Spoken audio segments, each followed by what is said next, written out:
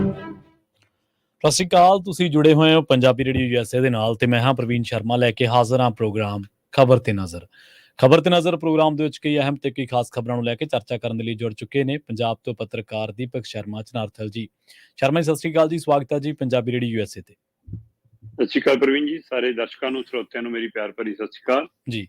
ਅੱਜ ਖਬਰ ਤੇ ਨਜ਼ਰ ਪ੍ਰੋਗਰਾਮ ਸਾਲ 2023 ਦੀ 11 ਅਕਤੂਬਰ ਦਾ ਪ੍ਰੋਗਰਾਮ ਹੈ ਤੇ ਦਿਨ ਅੱਜ ਬੁੱਧਵਾਰ ਹੈ। ਸਪਾਂਸਰ ਕਰਦੇ ਨੇ ਖਾਲਸਾ ਇੰਸ਼ੋਰੈਂਸ ਏਜੰਸੀ ਵਾਲੇ, ਜਿਨ੍ਹਾਂ ਤੋਂ ਤੁਸੀਂ ਹਰ ਤਰੀਕੇ ਦੀ ਇੰਸ਼ੋਰੈਂਸ ਲੈ ਸਕਦੇ ਹੋ। ਇੰਸ਼ੋਰੈਂਸ ਬਾਰੇ ਪਤਾ ਕਰਨ ਦੇ ਲਈ ਇਹਨਾਂ ਦਾ ਨੰਬਰ ਹੈ 408-272-2500। ਇਹ ਪਿਛਲੇ 32 ਸਾਲ ਤੋਂ ਇੰਸ਼ੋਰੈਂਸ ਦੇ ਵਿੱਚ ਸ਼ਾਨਦਾਰ ਸੇਵਾਵਾਂ ਦੇ ਰਹੇ ਨੇ ਤੇ ਅਮਰੀਕਾ ਭਰ ਦੇ ਵਿੱਚ ਇੰਸ਼ੋਰੈਂਸ ਕਰਦੇ ਨੇ। ਅੱਜ ਹੀ ਡਾਇਲ ਕਰੋ 408-272-2500। ਟਰਕੀਆਨਾ ਇਮੀਗ੍ਰੇਸ਼ਨ ਲਾ ਫਰਮ ਵਾਲੇ ਜੇ ਟਰਕੀਆਨਾ ਟੌਰਨੀ ਟਰਕੀਆਨਾ ਦੇ ਨਾਲ ਤੁਸੀਂ US ਇਮੀਗ੍ਰੇਸ਼ਨ ਬਾਬਤ ਕੋਈ ਵੀ ਸਲਾਹ ਕਰਨੀ ਹੈ, ਕੋਈ ਵੀ ਸਵਾਲ ਪੁੱਛਣਾ ਹੈ ਤੇ ਇਹਨਾਂ ਦਾ ਨੰਬਰ ਹੈ 4159090503। ਗੁਰਦੀਪ ਸਿੰਘ ਬਿਰਦੀ ਕਲੋਵੀ, ਸਤਨਾਮ ਸਿੰਘ ਸ਼ੇਰਗਿੱਲ ਸਲਮਾ, ਵਿਸਲਾ ਫੈਮਿਲੀ ਫ੍ਰੈਜ਼ਨੋ, ਮਨਦੀਪ ਸਿੰਘ ਸੰਦੀਪ ਕੌਰ ਸੈਨ ਹੋਜ਼ੇ ਤੇ ਮਨਜੀਤ ਸਿੰਘ ਸੈਨ ਹੋਜ਼ੇ, ਇਹਨਾਂ ਸਾਰੇ ਹੀ ਸਪਾਂਸਰਸ ਦਾ ਬਹੁਤ ਬਹੁਤ ਧੰਨਵਾਦ। ਤੇ ਜੇਕਰ ਤੁਸੀਂ ਵੀ ਪੰਜਾਬੀ ਰੇਡੀਓ USA ਦੇ ਇਹਨਾਂ ਪ੍ਰੋਗਰਾਮਾਂ ਨੂੰ ਸਪਾਂਸਰ ਕਰਨਾ ਚਾਹੁੰਦੇ ਹੋ ਤਾਂ ਸਟੂਡੀਓ ਦਾ ਨੰਬਰ ਹੈ 408-272-5200। ਪੰਜਾਬੀ ਰੇਡੀਓ USA ਦੇ ਪ੍ਰੋਗਰਾਮ ਖਬਰ ਤੇ ਨਜ਼ਰ ਨੂੰ ਤੁਸੀਂ ਇਸ ਵੇਲੇ ਸੁਣ ਰਹੇ ਹੋ AM FM ਸਟੇਸ਼ਨਸ ਦੇ ਨਾਲ ਰੇਡੀਓ ਸੈੱਟ ਤੇ ਨੈਟ ਤੇ mobile app social media platforms Facebook YouTube ਤੇ ਸੁਣ ਰਹੇ ਹੋ, ਦੇਖ ਰਹੇ ਹੋ। ਸਾਰੇ ਹੀ ਦਰਸ਼ਕਾਂ ਤੇ ਸਰੋਤਿਆਂ ਦਾ ਪ੍ਰੋਗਰਾਮ ਖਬਰ ਤੇ ਨਜ਼ਰ ਦੇ ਵਿੱਚ ਸਵਾਗਤ ਹੈ। ਸ਼ਰਮਾ ਜੀ, ਖਬਰਾਂ ਦੇ ਬੁਲਾਈਏ ਤੇ ਰੁਖ ਕਰੀਏ ਪੰਜਾਬ ਦੀ ਸਿਆਸਤ ਦਾ, ਗੱਲ ਕਰੀਏ ਪੰਜਾਬ ਸਰਕਾਰ ਦੀ। ਕਹਿੰਦੇ ਟੈਗੋਰ ਥੀਏਟਰ ਵਾਲਿਆਂ ਨੇ ਤਾਂ ਬੂਹੇ ਭੇੜ ਲਏ ਤੇ ਮਾਨ ਸਾਹਿਬ ਹੁਣ ਨਵੀਂ ਸਟੇਜ ਭਰਨ ਲੱਗ ਪਏ ਆ। ਬਿਲਕੁਲ ਜੀ, ਪੰਜਾਬ ਦੇ ਮਸਲਿਆਂ ਨੂੰ ਲੈ ਕੇ, ਚਾਹੇ ਉਹ ਪਾਣੀਆਂ ਦਾ ਮਸਲਾ, ਚਾਹੇ ਉਹ ਨਸ਼ਿਆਂ ਦਾ ਮਸਲਾ, ਚਾਹੇ ਉਹ ਵਿਆਜ ਆਰਥਿਕ ਸਥਿਤੀ ਦਾ ਮਸਲਾ, ਕਹਿੰਦੇ ਪੰਜਾਬ ਦੇ ਸਾਰੇ ਮਸਲਿਆਂ ਦਾ ਹੁਣ ਹਿਸਾਬ ਕਿਤਾਬ ਕਰ ਲੈਣਾ। ਤੇ ਮੁੱਖ ਮੰਤਰੀ ਸਾਹਿਬ ਨੇ ਸੱਦਾ ਦਿੱਤਾ ਸੀ ਖੁੱਲੀ ਬਹਿਸ ਦਾ ਵਿਰੋਧੀ ਦਲਾਂ ਨੂੰ, ਤੇ ਵਿਰੋਧੀ ਦਲਾਂ ਨੇ ਵੀ ਕਹਿੰਦੇ ਜੀ ਲਲਕਾਰ ਕੇ ਸਵੀਕਾਰ ਕਰ ਲਿਆ ਕਿ ਤੁਹਾਡੀ ਲਲਕਾਰ ਮਨਜ਼ੂਰ ਆ, ਅਸੀਂ ਬਹਿਸ ਲਈ ਤਿਆਰ ਆ। ਕੋਈ ਕੁਰਸੀ ਲੈ ਕੇ ਮੁੱਖ ਮੰਤਰੀ ਦੇ ਘਰ ਮੂਹਰੇ ਪਹੁੰਚ ਗਿਆ, ਕੋਈ ਕਹਿੰਦਾ ਜੀ ਆ ਜਾਓ ਅਬੋਹਰ ਆ ਜਾਓ ਜੀ, ਕੋਈ ਕਹਿੰਦਾ ਕਿ ਨਹੀਂ ਜੀ ਨਹਿਰ ਦੇ ਕਿਨਾਰੇ ਤੇ ਆ ਜਾਓ, ਕੋਈ ਕਹਿੰਦਾ ਨਹੀਂ ਲੁਧਿਆਣੇ ਆ ਜਾਓ। ਸੋ ਇਹ ਸਭ ਦੇ ਦਰਮਿਆਨ ਇਹ ਚੱਲੀ ਸੀ ਚਰਚਾ ਕਿ ਪੰਜਾਬ ਸਰਕਾਰ ਨੇ ਟੈਗੋਰ ਥੀਏਟਰ ਦੀ ਬੁਕਿੰਗ ਕਰਾ ਲਈ ਹੈ ਤੇ ਟੈਗੋਰ ਥੀਏਟਰ ਦੇ ਲਈ ਸਾਰਿਆਂ ਨੂੰ ਸੱਦਾ ਦਿੱਤਾ। ਇਹ ਸਭ ਦੇ ਦਰਮਿਆਨ ਮੁੱਖ ਮੰਤਰੀ ਹੋਰਾਂ ਦਾ ਕੱਲ ਦੇ ਸੋਸ਼ਲ ਮੀਡੀਆ ਤੇ ਪਾਇਆ ਹੋਇਆ ਕਮੈਂਟ ਜਾਂ ਟਿੱਪਣੀ ਬੜੀ ਚਰਚਾ ਚ ਆਈ ਕਿ ਇਹ ਮੁੱਖ ਮੰਤਰੀ ਵਾਲੀ ਉਹ ਭਾਸ਼ਾ, ਇਹ ਪੰਜਾਬ ਦੀ ਸੱਭਿਅਕ ਭਾਸ਼ਾ ਹੀ ਹੈ। ਜਿਸ ਤਰੀਕੇ ਨਾਲ ਉਹਨਾਂ ਨੇ ਕਿਹਾ ਕਿ ਆਪਣੀਆਂ ਬਸ਼ਰਮੀ, ਆਪਣੀਆਂ ਸਾਰਾ ਕੁਛ ਕਰਕੇ ਆਇਓ ਜੀ, ਆਪਣਾ ਕੁਰਸੀਨਾਮਾ ਲੈ ਕੇ ਆਇਓ ਜੀ, ਹੈ ਨਾ, ਤੇ ਉੱਥੇ ਵਾਲੇ ਕਾਗਜ਼ ਲਿਆਉਣੇ ਆ ਜੀ ਇੱਥੇ। ਮਤਲਬ ਮੁੱਖ ਮੰਤਰੀ ਹੋਰੀ ਇਹ ਸਪਸ਼ਟ ਕਰਨਾ ਚਾਹੁੰਦੇ ਆ ਕਿ ਭਾਈ ਬਹਿਸ ਦਾ ਪੱਧਰ ਇਹੋ ਜਿਹਾ ਹੀ ਹੋਊਗਾ। ਸੋ ਉਹ ਸੈੱਟ ਕਰਨਾ ਚਾਹੁੰਦੇ। ਉਹ ਇੱਕ ਟ੍ਰੇਲਰ ਦਿਖਾਇਆ ਉਹਨਾਂ ਨੇ ਆਪਣੇ ਉਹਦੇ ਰਾਹੀਂ ਕਿ ਹਾਂ ਜੀ ਹੋ ਸਕਦਾ ਹੈ ਕੁਝ ਧਿਰਾਂ ਨੂੰ ਇਹ ਚੀਜ਼ ਜਾਂ ਕੁਝ ਲੋਕਾਂ ਨੂੰ ਇਹ ਚੀਜ਼ ਪਸੰਦ ਵੀ ਆਉਂਦੀ ਹੋਵੇ ਕਿ ਲੈ ਬਾਈ ਐਂ ਟੰਗ ਲਿਆ, ਪਰ ਐਂ ਤਾਂ ਆਪਣੇ ਪਿੰਡਾਂ ਦੀਆਂ ਸੱਥਾਂ 'ਚ ਵੀ ਚਰਚਾ ਨਹੀਂ ਹੁੰਦੀ। ਉੱਥੇ ਵੀ ਬਾਬੇ ਨੂੰ ਬਾਬਾ ਕਹਿ ਕੇ, ਬਾਪੂ ਨੂੰ ਬਾਪੂ ਕਹਿ ਕੇ, ਤਾਏ ਚਾਚਾ ਕਹਿ ਕੇ, ਹੈ ਨਾ, ਤੇ ਛੋਟੇ ਵੀਰ ਬੜਾ ਵੀਰ ਕਹਿ ਕੇ ਗੱਲ ਹੁੰਦੀ ਹੈ ਉੱਥੇ ਵੀ। ਹਾਂਜੀ, ਬਿਲਕੁਲ ਸਹੀ। ਸੋ ਇੱਥੇ ਤਾਂ ਅਸੀਂ ਜਮਾਂ ਕੱਚੇ ਚ ਉਤਰ ਰਹੇ ਹਾਂ। ਜਿਹੋ ਜਿਹੀ ਭਾਸ਼ਾ ਉਹੋ ਜਿਹਾ ਹੀ ਜਵਾਬ ਪ੍ਰਤਾਪ ਬਾਜਵਾ ਦੇਈ ਜਾਂਦਾ ਹੈ, ਜਿਹੜਾ ਆਪਣੇ ਆਪ ਨੂੰ ਸਿਆਣਾ ਲੀਡਰ ਕਹਿੰਦਾ, ਉਹਦਾ ਵੀ ਹਾਲ ਉਹੋ ਜਿਹਾ ਹੀ ਹੈ। ਸੋ ਇਹ ਸੱਭਿਅਕ, ਇਹ ਸਿਆਸੀ ਮੰਚ ਦੇ ਉੱਤੇ ਇਹ ਪੰਜਾਬ ਦੇ ਗੰਭੀਰ ਮੁੱਦਿਆਂ ਤੇ ਚਰਚਾ ਤਾਂ ਨਹੀਂ ਲੱਗਦੀ ਫਿਰ। ਇਹ ਸਿਰਫ ਇੱਕ ਦੂਏ ਨੂੰ ਨੀਵਾਂ ਦਿਖਾਉਣ ਦੀ, ਇੱਕ ਦੂਏ ਨੂੰ ਭੰਡਣ ਦੀ, ਇੱਕ ਦੂਏ ਦੀ ਖਿੱਲੀ ਉਡਾਉਣ ਦੀ, ਇੱਕ ਦੂਏ ਦਾ ਮਜ਼ਾਕ ਉਡਾਉਣ ਦੀ, ਇੱਕ ਦੂਏ ਨੂੰ ਝੂਠਾ ਸਾਬਤ ਕਰਨ ਦੀ ਲੜਾਈ ਹੈ ਜੀ। ਜੇ ਤਾਂ ਇਸ ਬਹਿਸ ਨਾਲ ਪੰਜਾਬ ਦਾ ਮਸਲਾ ਹੱਲ ਹੁੰਦਾ ਫਿਰ ਤਾਂ ਲਗਾਤਾਰ ਕਰੋ ਇਹਨੂੰ ਕਿ ਭਾਈ ਉਸ ਸਮੇਂ ਤੱਕ ਚੱਲੂਗੀ ਜਦ ਤੱਕ ਮਸਲੇ ਨਹੀਂ ਨਿਬੜਦੇ, ਜਾਂ ਤਾਂ ਇਹਦੇ ਹੱਲ ਤੱਕ ਜਾਓ, ਜਾਂ ਤੁਸੀਂ ਇਹ ਕਹਿੰਦੇ ਕਿ ਆਪਾਂ ਬਹਿਸ ਤੋਂ ਬਾਅਦ ਇੱਕ ਸਾਂਝਾ ਪ੍ਰੋਗਰਾਮ ਬਣਾ ਕੇ ਦਿੱਲੀ ਕੰਨੀ ਰੁਖ ਕਰਾਂਗੇ ਜੀ। ਮਸਲੇ ਤਾਂ ਕੇਂਦਰ ਦੇ ਕੋਲ ਪਏ ਨੇ ਸਾਰੇ ਤੁਹਾਡੇ, ਤੇ ਸਿਰ ਤੁਸੀਂ ਇੱਕ ਦੂਜੇ ਦਾ ਪਾੜਨ ਨੂੰ ਫਿਰਦੇ ਹੋ। ਚਾਹੇ ਇਹਦੇ ਨਾਲੋਂ ਪਹਿਲੀਆਂ ਧਿਰਾਂ ਜ਼ਿੰਮੇਵਾਰ ਨੇ, ਖਾਸ ਕਰ SYR ਵਾਲਾ ਮੁੱਦਾ, ਚੰਡੀਗੜ੍ਹ ਵਾਲਾ ਮੁੱਦਾ, ਪੰਜਾਬ ਦੇ ਪਾਣੀਆਂ ਦਾ ਮੁੱਦਾ, ਪੰਜਾਬੀ ਬੋਲਦੇ ਖਿੱਤਿਆਂ ਦਾ ਮੁੱਦਾ, ਇਹਦੇ ਲਈ ਅਕਾਲੀ ਤੇ ਕਾਂਗਰਸੀਆਂ ਨੂੰ ਕਦੇ ਵੀ ਮਾਫ ਨਹੀਂ ਕੀਤਾ ਜਾ ਸਕਦਾ। ਉਹਨਾਂ ਨੇ ਪੰਜਾਬ ਦੀਆਂ ਜੜ੍ਹਾਂ 'ਚ ਤੇਲ ਪਾਇਆ ਜੀ, ਪਰ ਅੱਜ ਅਸੀਂ ਮਸਲੇ ਦਾ ਹੱਲ ਕੱਢਣਾ ਜਾਂ ਉਹਨਾਂ ਨੂੰ ਭੰਡ ਕੇ। ਆਮ ਆਦਮੀ ਪਾਰਟੀ ਸਰਕਾਰ 'ਚ ਜਾਂ ਵਿਰੋਧੀ ਧਿਰ ਹੈ ਜੀ, ਬਿਲਕੁਲ। ਤੇ ਪਿਛਲੇ 1.5 ਸਾਲ ਤੋਂ ਇਹ ਸਾਰੀ ਭੂਮਿਕਾ ਵਿਰੋਧੀ ਧਿਰ ਵਾਲੀ ਨਿਭਾਈ ਜਾ ਰਹੀ ਹੈ। ਆਪਾਂ ਕੱਲੇ ਗੱਲ ਕਰ ਰਹੇ ਸੀ ਕਿ ਆਮ ਆਦਮੀ ਪਾਰਟੀ ਲਈ SYL ਦਾ ਮੁੱਦਾ ਫੌਰੀ ਰਾਹਤ ਵਾਲਾ ਤਾਂ ਨਹੀਂ, ਕਿਤੇ ਇਸ ਮੁੱਦੇ ਨੂੰ ਇਸ ਲਈ ਵੀ ਜ਼ਿਆਦਾ ਹਵਾ ਦੇ ਕੇ ਬੜਾ ਤਾਂ ਨਹੀਂ ਕੀਤਾ ਜਾ ਰਿਹਾ, ਕਿਉਂਕਿ ਰਾਘਵ ਚੱਡਾ ਵਾਲੇ ਵਿਆਹ ਵਾਲਾ ਮਾਮਲਾ ਸਾਰਾ ਠੰਡੇ ਵਾਸਤੇ ਪੈ ਗਿਆ। ਉਹ ਮੁੱਦਾ ਬਹੁਤ ਵੱਡਾ ਸੀ ਕਿ ਕਮਰਿਆਂ ਦਾ ਕਿਰਾਇਆ ਕਿਹਨੇ ਦਿੱਤਾ, ਇਹਨਾਂ ਕੈਮਰੇ ਵਾਲਿਆਂ ਨੂੰ ਪੈਸੇ ਕਿਹਨੇ ਦਿੱਤੇ, ਰੋਟੀਆਂ ਕਿਹਨੇ ਖਿਲਾਈਆਂ, ਮਠਿਆਈਆਂ ਦੇ ਡੱਬੇ ਕੌਣ ਲੈ ਕੇ ਗਿਆ, ਜਹਾਜ਼ 'ਚ ਰਿਸ਼ਤੇਦਾਰਾਂ ਨੂੰ ਝੂਟੇ ਕਿਹਨੇ ਦਿੱਤੇ। ਸੋ ਇਹ ਸਾਰਾ ਵਰਤਾਰਾ ਅਜੇ ਚਰਚਾ 'ਚ ਆਉਣਾ ਸੀ ਕਿ ਸੁਖਪਾਲ ਖਹਿਰੇ ਦੀ ਗ੍ਰਿਫਤਾਰੀ ਆ ਗਈ, ਮੋੜਾ ਉਧਰ ਨੂੰ ਕੱਟ ਗਿਆ ਤੇ ਰਹਿੰਦਾ ਹੁੰਦਾ। ਜਦੋਂ ਇਸ ਵੇਲੇ ਮੁੱਦਾ ਆਇਆ ਤਾਂ ਆਪ ਸਰਕਾਰ ਨੇ ਹੱਥੋਂ ਹੱਥੀ ਚੱਕਿਆ। ਪਾਣੀਆਂ ਦਾ ਮਸਲਾ ਜੀ ਨਾ ਤਾਂ ਕੇਜਰੀਵਾਲ ਵਾਲੇ ਚਾਹ ਦੇ ਕੱਪ ਤੇ ਹੱਲ ਹੋਣਾ, ਜਿਹੜਾ ਕਹਿੰਦਾ ਸੀ ਮੈਂ ਹੱਲ ਕਰ ਦੂੰਗਾ। ਬਿਲਕੁਲ ਸਹੀ ਹੈ, ਬਿਲਕੁਲ ਸਹੀ। ਤੇ ਨਾ ਹੁਣ ਅਕਾਲੀਆਂ ਕੋਲ ਕੋਈ ਪਾਵਰ ਹੈ, ਨਾ ਕਾਂਗਰਸੀਆਂ ਕੋਲ ਕੋਈ ਪਾਵਰ ਹੈ ਕਿ ਉਹ ਹੱਲ ਕਰਾ ਦੇਣ। ਜਦੋਂ ਪਾਵਰ ਸੀ ਉਹਨਾਂ ਨੇ ਤਾਂ ਜਦ ਨਹੀਂ ਹੱਲ ਕਰਾਇਆ, ਉਹਨਾਂ ਨੇ ਕੀ ਹੱਲ ਕਰਾਉਣਾ। ਤੇ ਭਗਵੰਤ ਮਾਨ ਹੋਰੀ ਉਹਨਾਂ ਨੂੰ ਸੱਦ ਕੇ ਫਿਰ ਸਮਾਂ ਕਿਉਂ ਖਰਾਬ ਕਰ ਰਹੇ ਨੇ ਆਪਣਾ ਜੀ, ਜਾਂ ਸਿਰਫ ਸੋਸ਼ਲ ਮੀਡੀਆ ਤੇ ਹੀ ਪਾਉਣਾ। ਹੋ ਸਕਦਾ ਭਾਈ ਕਮਾਈ ਵੀ ਨਾਲ ਰੱਖਣੀ ਹੋਵੇ, ਆਪਣੇ ਪੇਜਾਂ ਦੀ ਵੀ ਤਾਂ ਕਮਾਈ ਆਉਂਦੀ ਹੈ ਨਾ, ਆਉਂਦੀ ਹੈ, ਬਿਲਕੁਲ ਸਹੀ। ਹਾਂ, ਟੈਗੋਰ ਥੀਏਟਰ ਵਾਲਿਆਂ ਨੇ ਸਪਸ਼ਟ ਤੌਰ ਤੇ ਪੰਜਾਬੀ ਚ ਕਹਿਤਾ, ਅੱਛਾ ਇੱਥੇ ਨਾ ਬੜਿਓ ਜੀ। ਰੌਲਾ ਪਾਇਆ ਕਿ ਟੈਗੋਰ ਥੀਏਟਰ ਬੁੱਕ ਆ ਜੀ, 1 ਤਰੀਕ ਨੂੰ ਆ ਜਿਓ ਜੀ, 1 ਨਵੰਬਰ ਨੂੰ ਉੱਥੇ ਮਿਲਾਂਗੇ। ਉਹ ਕਹਿੰਦੇ ਫੋਨ ਆਇਆ ਸੀ ਸਾਨੂੰ, ਅੱਛਾ ਸੀਐਮ ਹਾਊਸ ਤੋਂ, ਕਿ ਜੀ 1 ਤਰੀਕ ਵਿਹਲੀ ਆ। ਸੀ ਕਿ ਹਾਂ ਜੀ ਵਿਹਲੀ ਆ। ਫਿਰ ਕਹਿੰਦੇ ਚਿੱਠੀ ਭੇਜ ਕੇ ਬੁਕਿੰਗ ਵਾਲੀ ਆਈ ਤੇ ਅਸੀਂ ਬਰੰਗ ਮੋੜਤੀ। ਅੱਛਾ, ਅਗਲੇ ਕਹਿੰਦੇ ਸਾਡੀ ਵੈਬਸਾਈਟ ਤੇ ਪੜ੍ਹੋ, ਆਨਲਾਈਨ ਬੁਕਿੰਗ ਹੁੰਦੀ ਆ, ਉੱਥੇ ਘੋਟ ਕੇ ਲਿਖਿਆ ਵਾ ਕਿ ਇੱਥੇ ਕੋਈ ਰਾਜਨੀਤਿਕ ਸਮਾਗਮ, ਕੋਈ ਰਾਜਨੀਤਿਕ ਬਹਿਸ, ਕੋਈ ਰੈਲੀ, ਇਹੋ ਜਿਹਾ ਸਮਾਗਮ ਬਿਲਕੁਲ ਨਹੀਂ ਹੋ ਸਕਦਾ। ਤੇ ਇਹ ਤੋਂ ਪਹਿਲਾਂ ਕਿ ਟੈਗੋਰ ਥੀਏਟਰ ਵੱਲੋਂ ਇਹ ਸੁਨੇਹਾ ਜਨਤਕ ਹੁੰਦਾ ਜੀ ਜੀ, ਪ੍ਰੈਸ ਕਾਨਫਰੰਸ ਕੀਤੀ ਸੁਨੀਲ ਜਾਖੜ ਨੇ। ਸੁਨੀਲ ਜਾਖੜ ਕਹਿੰਦੇ ਕਿ ਇਹਨਾਂ ਨੂੰ ਪਤਾ ਨਹੀਂਗਾ ਕਿ ਨਾਟੰਕੀ ਸਟੇਜ ਤੇ ਸਿਆਸੀ ਗੱਲਾਂ ਨਹੀਂ ਹੋ ਸਕਦੀਆਂ। ਕਹਿੰਦੇ ਟੈਗੋਰ ਥੀਏਟਰ ਕਲਚਰ ਔਰ ਸੱਭਿਆਚਾਰਕ ਪ੍ਰੋਗਰਾਮਾਂ ਲਈ ਆ, ਨਾ ਕਿ ਸਿਆਸੀ ਗੱਲਾਂ ਬਾਤਾਂ ਜਾਂ ਬਹਿਸ ਲਈ। ਉੱਥੇ ਦਾ ਪ੍ਰੋਗਰਾਮ ਕਰਾ ਹੀ ਨਹੀਂ ਸਕਦੇ, ਕਿਹੜੇ ਅਧਿਕਾਰ ਨਾਲ ਕਰਾਉਣਗੇ। ਇਹਦਾ ਮਤਲਬ ਜਾਂ ਤਾਂ ਸੁਨੀਲ ਜਾਖੜ ਨੂੰ ਜਾਣਕਾਰੀ ਸੀ, ਜਾਂ ਸੁਨੀਲ ਜਾਖੜ ਨੇ ਰੱਦ ਕਰਾਉਣ ਚ ਭੂਮਿਕਾ ਨਿਭਾਈ ਆ ਜੀ। ਬਈ ਭਾਜਪਾ ਉਹਨਾਂ ਦੀ, ਰਾਜਪਾਲ ਉਹਨਾਂ ਦਾ, ਯੂਪੀ ਦੇ ਅਫਸਰ ਉਹਨਾਂ ਦੇ, ਮੋਦੀ ਅਮਿਤ ਸ਼ਾਹ ਉਹਨਾਂ ਦਾ। ਹੁਣ ਤਾਂ ਜਾਖੜ ਦੇ ਫੋਨ ਤੇ ਵੀ ਕਾਰਵਾਈ ਹੋ ਜਾਂਦੀ ਹੋਣੀ। ਪੰਜਾਬ ਦਾ ਪ੍ਰਧਾਨ ਅਗਲਾ ਭਾਜਪਾ ਦਾ, ਭਾਜਪਾ ਦਾ ਤਾਂ ਪੰਨਾ ਪ੍ਰਧਾਨ ਨਹੀਂ ਮਨਜ਼ੂਰ, ਤੇ ਇਹ ਤਾਂ ਫਿਰ ਪੰਜਾਬ ਦਾ ਮੁੱਖ ਪ੍ਰਧਾਨ ਆ। ਸੋ ਇਸ ਲਈ ਇਸ ਹਵਾਲੇ ਨਾਲ ਇਹਦਾ ਮਤਲਬ ਭਾਜਪਾਈ ਲੀਡਰਾਂ ਨੂੰ ਪਹਿਲਾਂ ਪਤਾ ਸੀ। ਦੂਸਰਾ ਪੱਖ, ਰਾਜਪਾਲ ਨਾਲ ਤਾਂ ਬਹੁਤ ਪਿਆਰ ਹੈ ਮਾਨ ਸਾਹਿਬ ਦਾ ਜੀ, ਤੇ ਉਹਨਾਂ ਨੂੰ ਪਤਾ ਕਿ ਚੰਡੀਗੜ੍ਹ ਦਾ ਸਾਰਾ ਕੰਟਰੋਲ ਰਾਜਪਾਲ ਦੇ ਕੋਲ ਹੈ। ਤੇ ਸਹੀ ਮੈਨੇਜ ਟੈਗੋਰ ਥੀਏਟਰ ਦੀਆਂ ਕੁੰਜੀਆਂ ਵੀ ਰਾਜਪਾਲ ਕੋਲ ਨੇ ਨਾ। ਹਾਂਜੀ ਹਾਂਜੀ, ਬਿਲਕੁਲ। ਤੇ ਇਹੋ ਜਿਹੇ ਸਲਾਹਕਾਰ ਨੇ ਮਾਨ ਸਾਹਿਬ ਦੇ, ਜਿਹੜੇ ਇਹ ਨਹੀਂ ਦੱਸਦੇ ਕਿ ਪ੍ਰਧਾਨ ਜੀ ਆਪਣਾ ਡਿਊਟੀ ਨਾਲ ਪਹਿਲਾਂ ਹੀ 36 ਦਾ ਅੰਕੜਾ ਹੈ, ਜਾਂ ਆਪਣਾ ਰਾਜਪਾਲ ਨਾਲ ਪਹਿਲਾਂ ਹੀ 36 ਦਾ ਅੰਕੜਾ, ਅਗਲੇ ਨੇ ਕਿੱਥੇ ਸਾਨੂੰ ਵੜਨ ਦੇਣਾ। ਬਿਲਕੁਲ। ਤੇ ਹੁਣ ਬਦਲਵੀਆਂ ਥਾਂ ਲੱਭਦੇ ਨੇ। ਸੁਨੀਲ ਜਾਖੜ ਨੇ ਆਪਣੀ ਪ੍ਰੈਸ ਕਾਨਫਰੰਸ ਦੇ ਦੌਰਾਨ ਕਹਿੰਦੇ ਜੀ ਹੋਰ ਆ ਜਾਓ, ਸੁਖਬੀਰ ਕਹੂਗਾ ਬਾਦਲ ਪਿੰਡ ਆ ਜਾਓ ਜੀ, ਕਹੂਗਾ ਮੇਰੇ ਹਲਕੇ ਚ ਆ ਜਾਓ, ਭਗਵੰਤ ਮਾਨ ਕਹੇ ਕੱਲ ਨੂੰ ਸੰਗਰੂਰ ਚਲੀਏ, ਏਦਾਂ ਚਰਚਾਵਾਂ ਹੋਣਗੀਆਂ। ਆਪਾਂ ਕੱਲ ਵੀ ਗੱਲ ਕਰਕੇ ਹਟੇ ਆ ਕਿ ਇਹਦੇ ਲਈ ਪੰਜਾਬ ਨੇ 117 MLA ਚੁਣੇ ਆ। ਤੁਸੀਂ ਪੰਜਾਬ ਦੀ ਵਿਧਾਨ ਸਭਾ ਚ ਕਰੋ ਬਹਿਸ ਜੀ। ਪਰ ਜਾਖੜ ਨੇ ਨਾਲ ਹੀ ਕਿਹਾ ਕਿ ਜੇ ਹੋਰ ਨਹੀਂ ਤਾਂ ਲੁਧਿਆਣੇ ਯੂਨੀਵਰਸਿਟੀ ਆ ਜਾਓ। ਅੱਛਾ, ਖੇਤੀਬਾੜੀ ਯੂਨੀਵਰਸਿਟੀ ਲੁਧਿਆਣੇ ਚ ਆ ਜਾਓ ਕਹਿੰਦੇ। ਇਹਦਾ ਮਤਲਬ ਸੁਨੀਲ ਜਾਖੜ ਨੂੰ ਇਹ ਵੀ ਜਾਣਕਾਰੀ ਸੀ ਕਿ ਸਰਕਾਰ ਬਦਲਵੀਆਂ ਥਾਵਾਂ ਲੱਭ ਰਹੀ ਹੈ, ਤੇ ਉਹਨਾਂ ਚ ਇੱਕ ਲੁਧਿਆਣਾ ਵੀ ਹੈ ਜੀ। ਕੋਰਾ ਜਵਾਬ ਮਿਲਣ ਤੋਂ ਬਾਅਦ, ਟੈਗੋਰ ਥੀਏਟਰ ਦੇ ਬੂਹੇ ਬੰਦ ਹੋਣ ਤੋਂ ਬਾਅਦ, ਪੰਜਾਬ ਸਰਕਾਰ ਭਾਲਣ ਲੱਗੀ ਨਵੀਆਂ ਥਾਵਾਂ। ਅੱਛਾ, ਇਹਨਾਂ ਨੂੰ ਪੁੱਛੋ ਕਿ ਜੇ ਐਂ ਬਹਿਸ ਕਰਨੀ ਸੀ, ਇਕੱਠ ਨਾ ਕਰੋ। ਤੁਸੀਂ ਇਕੱਠ ਕਰਕੇ, ਦਰਸ਼ਕ ਇਕੱਠੇ ਕਰਕੇ ਕੀ ਦਿਖਾਉਣਾ? ਬਹਿਸ ਹੋਣੀ ਆ ਤਾਂ ਗੰਭੀਰ ਮੁੱਦਿਆਂ ਤੇ ਲੀਡਰ ਬੈਠ ਕੇ ਕਰੋ ਨਾ। ਤੇ ਉਹਦੇ ਲਈ ਪੰਜਾਬ ਕੋਲ ਚੰਡੀਗੜ੍ਹ 'ਚ ਆਪਣਾ ਕਿਸਾਨ ਭਵਨ ਹੈਗਾ ਜੀ, ਮੰਡੀ ਬੋਰਡ ਦੇ ਹਾਲ ਹੈਗੇ।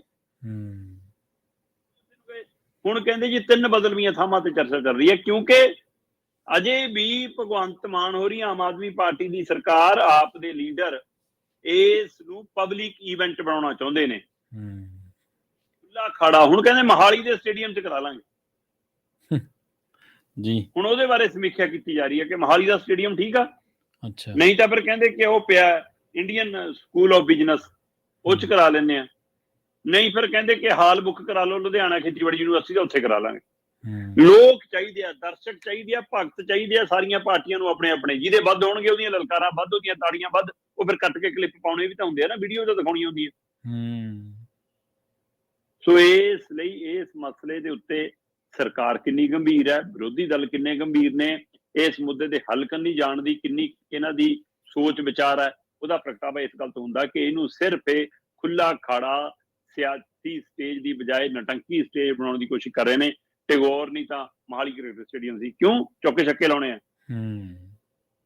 ਮੈਚ ਥੋੜਾ, ਇਹ ਪੰਜਾਬ ਦੇ ਮਸਲਿਆਂ ਦੀ ਗੱਲ ਹੈ। ਜੀ ਜੀ, ਪੰਜਾਬ ਕੋਲ ਪੰਜਾਬ ਦੀ ਵਿਧਾਨ ਸਭਾ ਤੋਂ ਵਧੀਆ ਕੋਈ ਥਾਂ ਨਹੀਂ। ਪੰਜਾਬ ਦੇ ਚੁਣੇ ਨੁਮਾਇੰਦੇ ਫੈਸਲਾ ਰੱਖਣ ਦਾ ਅਧਿਕਾਰ ਰੱਖਦੇ ਨੇ, ਕਿਸੇ ਫੈਸਲੇ ਤੇ ਜਾਣ ਦਾ ਅਧਿਕਾਰ ਰੱਖਦੇ ਨੇ, ਕੋਈ ਕਾਨੂੰਨੀ ਉਹਦੇ ਵਿੱਚ ਠੀਕ ਕਰਨ ਦੀ ਤਾਕਤ ਰੱਖਦੇ ਨੇ। ਪਰ ਤੁਸੀਂ ਬੁਲਾ ਲਓ ਲੀਡਰ ਤੇ ਬੁਲਾ ਲਓ ਆਪਣੇ ਦਰਸ਼ਕ, ਬੁਲਾ ਲਓ ਆਪਣੇ ਸਮਰਥਕ, ਲਾਈ ਜਾਓ ਇੱਕ ਦੂਜੇ ਦੇ ਪਾਸੇ ਨਾਰੇ। ਕਹਿੰਦੇ ਜੀ ਵਿਦੇਸ਼ਾਂ 'ਚ ਵੀ ਤਾਂ ਏਦਾਂ ਹੀ ਰਾਜਨੀਤਿਕ ਡਿਬੇਟ ਹੁੰਦੀ ਆ। ਉਹ ਭਾਈ ਸਰਕਾਰ ਚੁਣਨ ਦੇ ਲਈ, ਲੀਡਰ ਚੁਣਨ ਦੇ ਲਈ, ਉਮੀਦਵਾਰ ਚੁਣਨ ਦੇ ਲਈ ਹੁੰਦੀ ਹੈ। ਹਾਂਜੀ, ਸਰਕਾਰ ਬਣਨ ਤੋਂ ਬਾਅਦ ਨਹੀਂ ਹੁੰਦੀ। ਜੇ ਉਹਨਾਂ ਦੀ ਕਾਪੀ ਕਰਨੀ ਹੈ, ਵੈਸੇ ਤਾਂ ਪੰਜਾਬ ਨੂੰ ਕਿਸੇ ਦੀ ਨਕਲ ਮਾਰਨ ਦੀ ਲੋੜ ਨਹੀਂ, ਪਰ ਜੇ ਨਕਲ ਕਰਨੀ ਹੈ ਤਾਂ ਉਹਦੇ ਲਈ ਅਕਲ ਵੀ ਚਾਹੀਦੀ ਹੈ ਨਾ। ਸੋ ਪਰ ਸਰਕਾਰ ਆਪਣਾ ਤਾਂ ਆਪਣਾ ਪੰਜਾਬ ਦਾ ਨਾਲ ਮਤਲਬ ਕਿ ਜਲੂਸ ਕਢਾਉਣ ਤੇ ਤੁਰੀ ਆ। ਇਹ ਪੰਜਾਬ ਦਾ ਮਜ਼ਾਕ ਬਣ ਜਾਣਾ, ਪੰਜਾਬ ਦੀ ਸਿਆਸਤ ਦਾ ਮਜ਼ਾਕ ਬਣ ਜਾਣਾ ਕਿ ਅਸੀਂ ਆਪਣੇ ਮੁੱਦਿਆਂ ਦੇ ਲਈ ਆਪਣਾ ਹੀ ਇੱਕ ਦੂਏ ਦੀਆਂ ਜੁੰਡੀਆਂ ਪੱਟੀ ਜਾਂਦੇ ਆ। ਜਿਹਨੇ ਮਸਲਾ ਹੱਲ ਕਰਨਾ ਉਹਦੇ ਕੰਨੀ ਨੂੰ ਸਾਡੀ ਜਾਣ ਦੀ ਹਿੰਮਤ ਨਹੀਂ ਗੀ। ਫਿਰ ਵਿਦੇਸ਼ਾਂ ਦੇ ਨਾਲ ਕੰਪੈਰੀਜ਼ਨ ਤੁਹਾਡਾ ਤਾਂ ਫਿੱਟ ਬੈਠ ਸਕਦਾ ਜੇ ਤੁਹਾਡੇ ਗਵਰਨੈਂਸ ਦਾ ਲੈਵਲ ਵੀ ਵਿਦੇਸ਼ਾਂ ਵਰਗਾ ਹੋਵੇ, ਜੇ ਤੁਹਾਡੇ ਸਿਸਟਮ ਦੀ ਪਾਰਦਰਸ਼ਤਾ, ਉਹਦੀ ਨਿਰਪੱਖਤਾ ਵੀ ਵਿਦੇਸ਼ਾਂ ਵਰਗੀ ਹੋਵੇ, ਜੇ ਉੱਥੇ ਨਿਆਂ ਦੇ ਮਾਮਲੇ 'ਚ ਇਨਸਾਫ ਮਿਲਦਾ ਹੋਵੇ, ਉੱਥੋਂ ਦੀ ਪੁਲਿਸਿੰਗ ਦੇ ਮਾਮਲੇ 'ਚ ਉੱਥੋਂ ਦਾ ਵਰਗਾ ਵਰਤਾਰਾ ਹੁੰਦਾ ਹੋਵੇ, ਉੱਥੋਂ ਦੀ ਬਰਾਬਰਤਾ ਦੇ ਮਾਮਲੇ ਦੇ ਵਿੱਚ, ਫਿਰ ਤੁਸੀਂ ਵਿਦੇਸ਼ਾਂ ਨਾਲ ਕੰਪੈਰੀਜ਼ਨ ਕਰ ਸਕਦੇ ਹੋ। ਔਰ ਦੂਜੀ ਗੱਲ ਜਿਹੜੀ ਸ਼ਰਮਾ ਜੀ, ਦੇਖੋ ਜਿਹੜੇ ਸਿਆਣੇ ਲੋਕ ਨੇ ਨਾ, ਉਹ ਕਹਿੰਦੇ ਨੇ ਕਿ ਜਦੋਂ, ਜਿਵੇਂ ਤੁਸੀਂ ਸ਼ੁਰੂ ਕੀਤਾ ਸੀਗਾ ਗੱਲ ਤੋਂ, ਇਸ ਤੋਂ ਕਿ ਬਈ ਤੁਹਾਡੇ ਬਹਿਸ ਦਾ ਲੈਵਲ ਕੀ ਹੋਊਗਾ, ਤੁਹਾਡੇ ਟਵੀਟਾਂ ਤੋਂ ਹੁਣੀ ਪਤਾ ਲੱਗਦਾ, ਤੁਸੀਂ ਨਿਰਧਾਰਿਤ ਕਰ ਦਿੱਤਾ ਹੈ। ਔਰ ਇਹ ਤੁਹਾਡੀ ਬੌਧਿਕ ਕੰਗਾਲੀ ਦਾ ਇੱਕ ਸਬੂਤ ਹੈ ਜਦੋਂ ਤੁਸੀਂ ਕਿਸੇ ਵੀ ਸੰਵਾਦ ਦੇ ਹੇਠਲੇ ਨਿਵਾਣ ਵੱਲ ਜਾਂਦੇ ਹੋ। ਇਹ ਜ਼ਰੂਰੀ ਨਹੀਂ ਹੈ, ਜਿਵੇਂ ਤੁਸੀਂ ਜ਼ਿਕਰ ਕੀਤਾ ਸੀ ਨਾ ਪ੍ਰਤਾਪ ਸਿੰਘ ਬਾਜਵਾ ਦਾ ਵੈਜਦੀ ਜਾਂ ਸੁਨੀਲ ਜਾਖੜ ਦਾ, ਬਾਜਵਾ ਸਾਹਿਬ ਵੀ ਟਵੀਟ ਤੇ ਇਸੇ ਤਰ੍ਹਾਂ ਹੀ ਕਰ ਰਹੇ ਨੇ ਨਾ, ਮੋੜਵਾਂ ਜਵਾਬ ਕੀ ਸੇਮ ਭਾਸ਼ਾ। ਪਹਿਲਾਂ ਜਿਵੇਂ ਮਾਨ ਸਾਹਿਬ ਦਾ ਤੁਸੀਂ ਜ਼ਿਕਰ ਕੀਤਾ ਕਿ ਸ਼ਰਮ ਨਾਲ ਲੈ ਕੇ ਆਇਓ ਜਾਂ ਪੁਰਾਣੇ ਕੇਸਾਂ ਦਾ, ਤਾਂ ਬਾਜਵਾ ਸਾਹਿਬ ਵੀ ਕਹਿੰਦੇ ਨੇ ਕਿ ਤੁਸੀਂ ਐਂ ਕਰਦੇ ਰਹੇ, ਤੁਸੀਂ ਉਹ ਕਰਦੇ ਰਹੇ। ਤੁਹਾਡਾ ਕੋਈ ਮਿਆਰ ਹੀ ਨਹੀਂ ਹੈ। ਤੁਸੀਂ ਪੰਜਾਬ ਦੇ ਲੀਡਰ, ਪੰਜਾਬ ਦੇ ਅਗਵਾਈ ਕਰਤਾ ਵਰਗੀ ਨਾ ਤੁਹਾਡੀ ਭਾਸ਼ਾ ਵਾ, ਨਾ ਤੁਹਾਡੀ ਮਰਿਆਦਾ ਵਾ। ਸਿੱਖਣਾ ਤਾਂ ਪੰਜਾਬ ਦੇ ਲੋਕ, ਸਿੱਖਣਾ ਤਾਂ ਪੰਜਾਬ ਦੇ ਲੋਕਾਂ ਤੋਂ ਸਿੱਖੋ ਜਿਨ੍ਹਾਂ ਨੇ ਕਿਸਾਨੀ ਅੰਦੋਲਨ ਲੜ ਕੇ ਵਿਖਾਇਆ ਵਾ। ਉਹ ਇੱਕ ਜ਼ਾਬਤੇ 'ਚ ਰਹੇ ਆ, ਤੁਹਾਡੇ ਤੇ ਕੋਈ ਜ਼ਾਬਤਾ ਨਹੀਂ ਲਾਗੂ ਹੁੰਦਾ। ਔਰ ਇਹ ਜ਼ਰੂਰੀ ਨਹੀਂ ਹੁੰਦਾ ਕਿ ਜਦੋਂ ਕੋਈ ਲੀਡਰ ਇੱਕ ਪੱਧਰ ਤੇ ਜਾਂਦਾ ਵਾ, ਆਮ ਜ਼ਿੰਦਗੀ ਦੇ ਵਿੱਚ ਵੀ ਸ਼ਰਮਾ ਜੀ ਆਪਾਂ ਦੇਖਦੇ ਆ ਨਾ, ਜਦੋਂ ਕੋਈ ਬੰਦਾ ਇੱਕ ਨਿਵਾਣ 'ਚ ਜਾਂਦਾ, ਜ਼ਰੂਰੀ ਨਹੀਂ ਉਹਦੇ ਪੱਧਰ ਤੇ ਜਾ ਕੇ ਤੁਸੀਂ ਜਵਾਬ ਦੇਣਾ। ਕਈ ਵਾਰੀ ਤੁਹਾਡੀ ਚੁੱਪ ਜਿਹੜੀ ਹੁੰਦੀ ਹੈ, ਤੁਹਾਡੀ ਉਸ ਗੱਲ ਤੇ ਇਗਨੋਰ ਮਾਰਨਾ, ਉਹ ਤੁਹਾਡੀ ਬੌਧਿਕ ਸਮਰੱਥਾ ਦਾ ਪ੍ਰਗਟਾਵਾ ਹੁੰਦਾ ਕਿ ਮੈਂ ਇਹਦੇ ਲੈਵਲ ਤੇ ਨਹੀਂ ਜਾਣਾ, ਮੈਂ ਇਸ ਥਾਂ ਤੇ ਆ ਕੇ ਜਵਾਬ ਨਹੀਂ ਦੇਣਾ। ਇੱਥੋਂ ਪਤਾ ਲੱਗਦਾ ਕਿ ਤੁਸੀਂ ਮਾਨਸਿਕ ਤੌਰ ਤੇ ਕਿੰਨੀ, ਤੁਹਾਡੀ ਅਪਰੋਚ ਕੀ ਹੈ, ਤੁਹਾਡੀ ਐਥਿਕਲੀ ਅਪਰੋਚ ਕੀ ਹੈ, ਤੁਹਾਡੀ ਮੈਂਟਲੀ ਅਪਰੋਚ ਕੀ ਹੈ, ਤੁਸੀਂ ਕਿੰਨੇ ਕੁ ਆਪਣੇ ਏਜੰਡੇ ਨੂੰ ਲੈ ਕੇ, ਕਿੰਨੇ ਕੁ ਆਪਣੀ ਜਿਹੜੀ ਤੁਹਾਡੀ ਇੱਕ ਥੌਟ ਪ੍ਰੋਸੈਸ ਹੁੰਦਾ ਉਹ ਕਿੰਨਾ ਕਲੀਅਰ ਹੈ। ਮਾਨ ਸਾਹਿਬ ਆਪਣੇ ਸਲਾਹਕਾਰਾਂ ਦੀ ਟੀਮ ਬਾਰੇ ਦੁਬਾਰਾ ਸੋਚਣ, ਮੈਨੂੰ ਲੱਗਦਾ ਉਹਦੇ ਬਾਰੇ ਉਹਨਾਂ ਨੂੰ ਵਿਚਾਰਨ ਦੀ ਲੋੜ ਹੈ ਕਿ ਉਹਨਾਂ ਨੂੰ ਗਲਤ ਸਲਾਹਾਂ, ਪੁੱਠੀਆਂ ਸਲਾਹਾਂ ਕੌਣ ਦਿੰਦਾ। ਜੀ। ਔਰ ਇਹ ਗੱਲ ਹੈਗੀ ਹੈ ਕਿ ਪੰਜਾਬੀ ਹਾਲਾ ਲਾਲਾ ਕਰਕੇ ਇੱਕ ਵਾਰੀ ਮਗਰ ਤਾਂ ਲੱਗ ਜਾਂਦੇ ਆ, ਪਰ ਪੰਜਾਬੀ ਸਬਕ ਸਿਖਾਉਣ ਤੋਂ ਵੀ ਪਿੱਛੇ ਨਹੀਂ ਹਟਦੇ। ਇਹ ਸਬਕ ਲੈਣਾ ਚਾਹੀਦਾ। ਬਾਈ ਜੀ ਜਿਹਨੂੰ ਸਿਰ ਤੇ ਬਿਠਾਉਂਦੇ ਆ ਸਿਰਾ ਲਾ ਦਿੰਦੇ ਆ, ਤੇ ਜਿਹਨੂੰ ਲਾਉਂਦੇ ਆ ਫਿਰ ਮਸਲ ਕੇ ਰੱਖ ਦਿੰਦੇ। ਬਿਲਕੁਲ ਸਹੀ। ਅਗਲੀ ਖਬਰ ਦੇ ਵੱਲ ਵਧੀਏ ਸ਼ਰਮਾ ਜੀ, ਆਪਾਂ ਜਿਹੜਾ ਪੰਜਾਬ ਪੁਲਿਸ ਦੀ ਗੱਲ ਕਰੀਏ। ਪਿਛਲੇ ਕਈ ਦਿਨਾਂ ਦੇ ਵਿੱਚ ਖਬਰਾਂ ਅਜਿਹੀਆਂ ਆਈਆਂ ਜਿਹਨੇ ਪੰਜਾਬ ਪੁਲਿਸ ਦੇ ਕਰੈਕਟਰ ਦੇ ਉੱਤੇ ਕਈ ਤਰ੍ਹਾਂ ਦੇ ਸ਼ੰਕੇ ਖੜੇ ਕੀਤੇ, ਤੇ ਉਹਨਾਂ ਦੇ ਵਿੱਚੋਂ ਇੱਕ ਨਜ਼ੀਰ, ਇੱਕ ਮਿਸਾਲ ਆ ਫਿਰੋਜ਼ਪੁਰ ਪੁਲਿਸ ਦੇ ਵਿੱਚੋਂ ਵਾਇਰਲ ਹੋਇਆ ਉਹ ਪੱਤਰ, ਜਿਸ ਪੱਤਰ ਦੇ ਵਿੱਚ ਇੱਕ ਉੱਚ ਪੁਲਿਸ ਅਫਸਰ ਇਹ ਗੱਲ ਕਹਿੰਦਾ ਕਿ ਜਦੋਂ ਅਸੀਂ ਕਿਸੇ ਥਾਂ ਤੇ ਰੇਡ ਮਾਰਦੇ ਹਾਂ ਤਾਂ ਸਾਡੇ ਫਲਾਂ ਅਫਸਰ ਨਾਂ ਲੈ ਕੇ ਬਕਾਇਦਾ ਦੱਸਦਾ ਕਿ ਇਹ ਪਹਿਲੇ ਤਸਕਰਾਂ ਨੂੰ ਦੱਸ ਦਿੰਦੇ ਆ। ਪਰ ਉਸ ਚਿੱਠੀ ਦੇ ਵਿੱਚ ਇੱਕ ਨੁਕਤਾ ਹੋਰ ਵੀ ਹੈ ਜਿਹੜਾ ਇਹ ਗੱਲ ਵੱਲ ਇਸ਼ਾਰਾ ਕਰਦਾ ਕਿ ਟਾਰਗੇਟ ਮਿਲਦੇ ਆ, ਜਿਸ ਤਰੀਕੇ ਨਾਲ ਕਾਰਪੋਰੇਟ ਕੰਪਨੀਆਂ ਦੇ ਵਿੱਚ, ਜਿਸ ਤਰੀਕੇ ਨਾਲ ਪ੍ਰੋਡਕਟਾਂ ਦੇ ਵਿੱਚ ਆਪਾਂ ਦੇਖਦੇ ਹਾਂ ਕਿ ਤੁਸੀਂ ਇੰਨੇ ਪ੍ਰੋਡਕਟ ਵੇਚਣੇ ਆ ਮਹੀਨੇ ਦੇ, ਇੰਨੇ ਸੇਲ ਕਰਨੇ ਆ। ਸੋ ਕੀ ਪੰਜਾਬ ਪੁਲਿਸ ਹੁਣ ਸੇਲਜ਼ਮੈਨ ਬਣ ਗਈ ਹੈ? ਤੇ ਪ੍ਰੋਡਕਟ ਵੇਚਣ ਵਾਲੀ ਖਬਰ ਤੇ ਸੇਲਜ਼ਮੈਨ ਬਣਨ ਵਾਲਾ ਨੁਕਤਾ ਕਿਹੜਾ ਸੀ ਉਸ ਚਿੱਠੀ ਦੇ ਵਿੱਚ ਸ਼ਰਮਾ ਜੀ? ਪ੍ਰਵੀਨ ਜੀ, ਹੁਣ ਹਰ ਮਹੀਨੇ ਪੰਜਾਬ ਪੁਲਿਸ ਨੂੰ ਇਹ ਹੁਕਮ ਸੁਣਾਇਆ ਗਿਆ। ਉਹਨਾਂ ਦਾ ਇੱਕ ਵੱਡਾ ਅਧਿਕਾਰੀ ਜੀ ਹਰ ਮਹੀਨੇ ਪ੍ਰੈਸ ਕਾਨਫਰੰਸ ਕਰਕੇ ਅੰਕੜੇ ਗਣਾਉਂਦਾ ਕਿ ਇਸ ਮਹੀਨੇ ਦੇ ਵਿੱਚ ਇੰਨੇ ਨਸ਼ੇ ਤਸਕਰ ਫੜ ਲਏ, ਇੰਨਾ ਨਸ਼ਾ ਬਰਾਮਦ ਕਰ ਲਿਆ, ਇੰਨਾ ਚਿੱਟਾ ਹੈ, ਇੰਨਾ ਹੈਰੋਇਨ ਹੈ, ਇੰਨੀਆਂ ਗੋਲੀਆਂ, ਇੰਨਾ ਕੈਪਸੂਲ, ਸਾਰਾ ਰਿਕਾਰਡ ਗਣਾਇਆ ਜਾਂਦਾ। ਤੇ ਉਹ ਚ ਮਤਲਬ 5 ਗ੍ਰਾਮ ਵਾਲਾ ਤਸਕਰ ਗ੍ਰਿਫਤਾਰ, 2 ਗ੍ਰਾਮ ਵਾਲਾ ਤਸਕਰ, ਮਤਲਬ ਜਿਹੜੇ ਸੂਬੇ ਦੇ ਵਿੱਚ ਇੱਕ ਤਸਲਾ ਤੇ 5 ਕਿਲੋ ਰੇਤਾ ਤੇ ਜੇਬ ਚ 500 ਰੁਪਈਆ, ਇਹ ਫੜਨ ਵਾਲਾ ਬੰਦਾ ਮਾਈਨਿੰਗ ਦਾ ਤਸਕਰ ਫੜਿਆ ਜਾ ਸਕਦਾ ਇਹ ਕਹਿ ਕੇ। ਤੇ ਉਸ ਸੂਬੇ ਚ ਦੇਖ ਲਓ ਫਿਰ ਮਤਲਬ ਕਿ ਨਸ਼ੇ ਵਾਲੇ ਤਸਕਰ ਵੀ ਕਿੰਨੇ ਗ੍ਰਾਮ ਵਾਲੇ ਹੋ ਸਕਦੇ ਨਾ। ਸੋ ਉਹ ਨਸ਼ੇ ਦੀ ਖਪਤ ਵਾਲੇ ਆ, ਉਹ ਨਸ਼ਾ ਲੈਣ ਵਾਲੇ ਆ ਜਾਂ ਨਸ਼ਾ ਵੇਚਣ ਵਾਲੇ ਆ, ਆਪਣੇ ਆਪ ਸਵਾਲ। ਤੇ ਦੂਸਰੇ ਪਾਸੇ ਜਿਹੜੀ ਪੁਲਿਸ ਦਾ ਇਹ ਚਿੱਠੀ ਦਾ ਤੁਸੀਂ ਹਵਾਲਾ ਦੇ ਰਹੇ ਹੋ, ਉਸ ਚਿੱਠੀ ਦੇ ਵਿੱਚ ਇੱਕ ਨੁਕਤਾ ਬਹੁਤ ਗੰਭੀਰ ਆ। ਉਹ ਕਹਿੰਦੇ ਕਿ ਬਕਾਇਦਾ ਤੌਰ ਤੇ ਪੁਲਿਸ ਨੂੰ ਇਹ ਟਾਰਗੇਟ ਹੁੰਦਾ ਹੈ, ਚਾਹੇ ਉਹ ਥਾਣਾ ਸਿਟੀ ਇੰਚਾਰਜ ਹੈ, ਚਾਹੇ ਉਹ ਮਤਲਬ ਸ਼ਹਿਰ ਦਾ ਥਾਣਾ ਹੈ, ਪਿੰਡੂ ਥਾਣਾ ਹੈ ਨਾ, ਉਹਦਾ ਮੁਖੀ ਹੈ, DSP ਹੈ, SSP ਹੈ, ਉਸ ਰੈਂਕ ਵਾਈਜ਼ ਟਾਰਗੇਟ ਨੇ ਕਿ ਮਹੀਨੇ 'ਚ ਤੁਹਾਡੇ ਅੰਡਰ ਇੰਨੇ ਕੇਸ ਹੋਣੇ ਚਾਹੀਦੇ ਨੇ, ਇੱਕ ਥਾਣੇ ਦੇ ਵਿੱਚ ਹਰ ਹਫ਼ਤੇ ਦੇ ਇੰਨੇ ਕੇਸ ਹੋਣੇ ਚਾਹੀਦੇ ਨੇ ਨਸ਼ੇ ਵਾਲੇ। ਤੁਹਾਨੂੰ ਧਿਆਨ ਚੋਂ ਵੀ ਇਸੇ ਪ੍ਰੋਗਰਾਮ 'ਚ ਆਪਾਂ ਇੱਕ ਵਾਰ ਚਰਚਾ ਕੀਤੀ ਸੀ ਕਿ ਪੰਜਾਬ ਦੇ ਵਿੱਚ ਅਮਨ ਕਾਨੂੰਨ ਦੀ ਸਥਿਤੀ ਕਹੀ ਜੇ ਦੀ ਖੇਡ ਖੇਡਣ ਦੇ ਲਈ ਉਹ ਇਹ ਜੇ ਲੜਾਈ ਝਗੜਿਆਂ ਦੇ ਕੇਸ, ਇਹੋ ਜਿਹੇ ਮਸਲੇ, ਉਹਨਾਂ ਦੇ ਕੇਸਾਂ ਦੀ FIR ਨੂੰ ਘੱਟ ਹੋਣ ਲੱਗ ਗਈ ਕਿ FIR ਘਟਾ ਦਿਓ ਤਾਂ ਇਹਦਾ ਮਤਲਬ ਰਿਕਾਰਡ ਇਹ ਦਿਖਦਾ ਕਿ ਨਹੀਂ ਜੀ ਪੰਜਾਬ 'ਚ ਤਾਂ ਸਾਰਾ ਕੁਝ ਠੀਕ ਹੈ। ਉਸੇ ਤਰ੍ਹਾਂ ਨਸ਼ੇ ਦੇ ਮਾਮਲੇ ਦੇ ਵਿੱਚ ਪੰਜਾਬ ਸਰਕਾਰ ਇਹ ਦਿਖਾਉਣਾ ਚਾਹੁੰਦੀ ਕਿ ਅਸੀਂ ਕਿੰਨਾ ਐਕਸ਼ਨ ਲੈ ਰਹੇ ਹਾਂ, ਤਾਂ ਨਸ਼ਿਆਂ ਵਾਲੇ ਕੇਸਾਂ ਦੀ ਆਮਦ ਵਧਾ ਦਿਓ ਕਿ ਨਸ਼ਾ ਤਸਕਰ ਫੜ ਲਏ, ਨਸ਼ੇ ਦੀ ਸਪਲਾਈ ਫੜ ਲਈ, ਨਸ਼ਾ ਫੜ ਲਿਆ, ਤਾਂ ਉਹਦੇ ਨਾਲ ਇਹ ਲੱਗਦਾ ਕਿ ਲੈ ਵੀ ਮਸਲਾ ਹੱਲ ਹੋ ਗਿਆ ਜੀ। ਇੱਕ ਵਾਰ ਸ਼ਮਸ਼ਾਨ ਘਾਟ ਦੀ ਕਮੇਟੀ ਨੇ ਇੱਕ ਇਸ਼ਤਿਹਾਰ ਜਾਰੀ ਕੀਤਾ ਕਿ ਸਾਨੂੰ ਸ਼ਮਸ਼ਾਨ ਘਾਟ ਦੇ ਵਿੱਚ ਇੱਕ ਬੰਦਾ ਚਾਹੀਦਾ ਜਿਹੜਾ ਲਾਸ਼ਾਂ ਫੂਕਿਆ ਕਰੇ। ਠੀਕ ਹੈ। ਤੇ ਉਹ ਲਾਸ਼ਾਂ ਫੂਕਣ ਦੇ ਲਈ ਜਿਹੜਾ ਬੰਦਾ ਰੱਖਣਾ, ਕਹਿੰਦੇ ਤਨਖਾਹ ਤੇਰੀ ਮੂੰਹ ਮੰਗੀ। ਅੱਛਾ, ਬੰਦੇ ਬਾਗੋ ਬਾਗ ਕੇ ਇੰਨੀ ਤਨਖਾਹ ਕਿ ਜਿੰਨੀ ਚਾਹੋ ਉਨੀ ਮੰਗ ਲਓ। ਕਹਿੰਦੇ ਹਾਂ ਜਿੰਨੀ ਚਾਹੋ ਉਨੀ ਮੰਗ ਲਓ। ਕਹਿੰਦੇ ਬਸ ਕੰਮ ਦੀ ਇੱਕੋ ਸ਼ਰਤ ਹੈ। ਕਹਿੰਦੇ ਜੀ ਦੱਸੋ? ਕਹਿੰਦੇ ਰੋਜ਼ ਦੀਆਂ 10 ਲਾਸ਼ਾਂ ਫੂਕਣੀਆਂ। ਕਹਿੰਦਾ ਇਹ ਕਿਹੜੀ ਔਖੀ ਗੱਲ ਹੈ ਜੀ? ਕਹਿੰਦੇ ਨਹੀਂ ਗੱਲ ਪੂਰੀ ਸੁਣੋ, ਰੋਜ਼ ਦੀਆਂ 10 ਲਾਸ਼ਾਂ ਫੂਕਣੀਆਂ, ਜੇ ਵੱਧ ਗਈਆਂ ਤਾਂ ਘਰ ਨੂੰ ਲੈ ਜਿਓ, ਤਾਂ ਘਰੋਂ ਪੂਰੀਆਂ ਕਰ ਦਿਓ ਜੀ। ਅੱਛਾ, ਤੁਹਾਡੀ ਮੂੰਗੀ। ਹੁਣ ਪੰਜਾਬ ਪੁਲਿਸ ਇਹ ਕੰਮ ਕਰੂਗੀ? ਰੋਜ਼ ਦਾ ਟਾਰਗੇਟ ਹੈ ਕਿ ਇੰਨੇ ਕੇਸ ਕਰਨੇ ਆ, ਚਾਹੇ ਮਾਲ ਘਰੋਂ ਲਿਆ ਕੇ ਕਿਸੇ ਦੇ ਸਿਰ ਪਾ ਦਿਓ, ਕਿਸੇ ਦਾ ਫੜਿਆ ਮਾਲ ਘਰੇ ਰੱਖ ਲਓ, ਬਾਅਦ ਚੋਂ ਵੰਡ ਕੇ ਹੋਰਾਂ ਦੇ ਸਿਰ ਪਾ ਦਿਓ। ਕੀ ਇਹ ਕੰਮ ਹੈ ਪੰਜਾਬ ਪੁਲਿਸ ਦਾ ਜੀ? ਪੰਜਾਬ 'ਚ ਲਾਸ਼ਾਂ ਫੂਕਣ ਲਈ ਹੈ, ਪੰਜਾਬ ਦੇ ਬੇਗੁਨਾਹ ਲੋਕਾਂ ਤੇ ਚਿੱਟਾ ਪਾਉਣ ਲਈ ਹੈ। ਚਿੱਟੇ ਤੋਂ ਪੀੜਤ ਨੇ ਉਹਨਾਂ ਨੂੰ ਤੁਸੀਂ ਸ਼ਿਕਾਰ ਬਣਾਉਂਦੇ ਹੋ। ਬੜੇ ਤਸਕਰ ਕਿਹੜੇ ਫੜ ਲਏ ਜੀ? ਲੀਡਰ ਤਰੀਕਾ ਭੁਗਤਣਾਉਂਦੇ ਸੀ ਕਿੱਡੇ ਵੱਡੇ ਲੀਡਰਾਂ ਦੇ ਖਿਲਾਫ, ਹੁਣ ਮੂੰਹ ਨਹੀਂ ਖੁੱਲਦਾ, ਭੱਜੇ। ਜੇ ਉਸ ਸਮੇਂ ਉਹ ਬੰਦਾ ਨਹੀਂ ਸੀਗਾ ਇਸ ਮਾਮਲੇ 'ਚ, ਫਿਰ ਉਹਦੇ ਪਰ ਦੋਸ਼ ਕਿਉਂ ਲਾਇਆ? ਜੋ ਇਸ ਮਾਮਲੇ ਸੀਗਾ ਫਿਰ ਡਰ ਕੇ ਕਿਉਂ ਭੱਜੇ?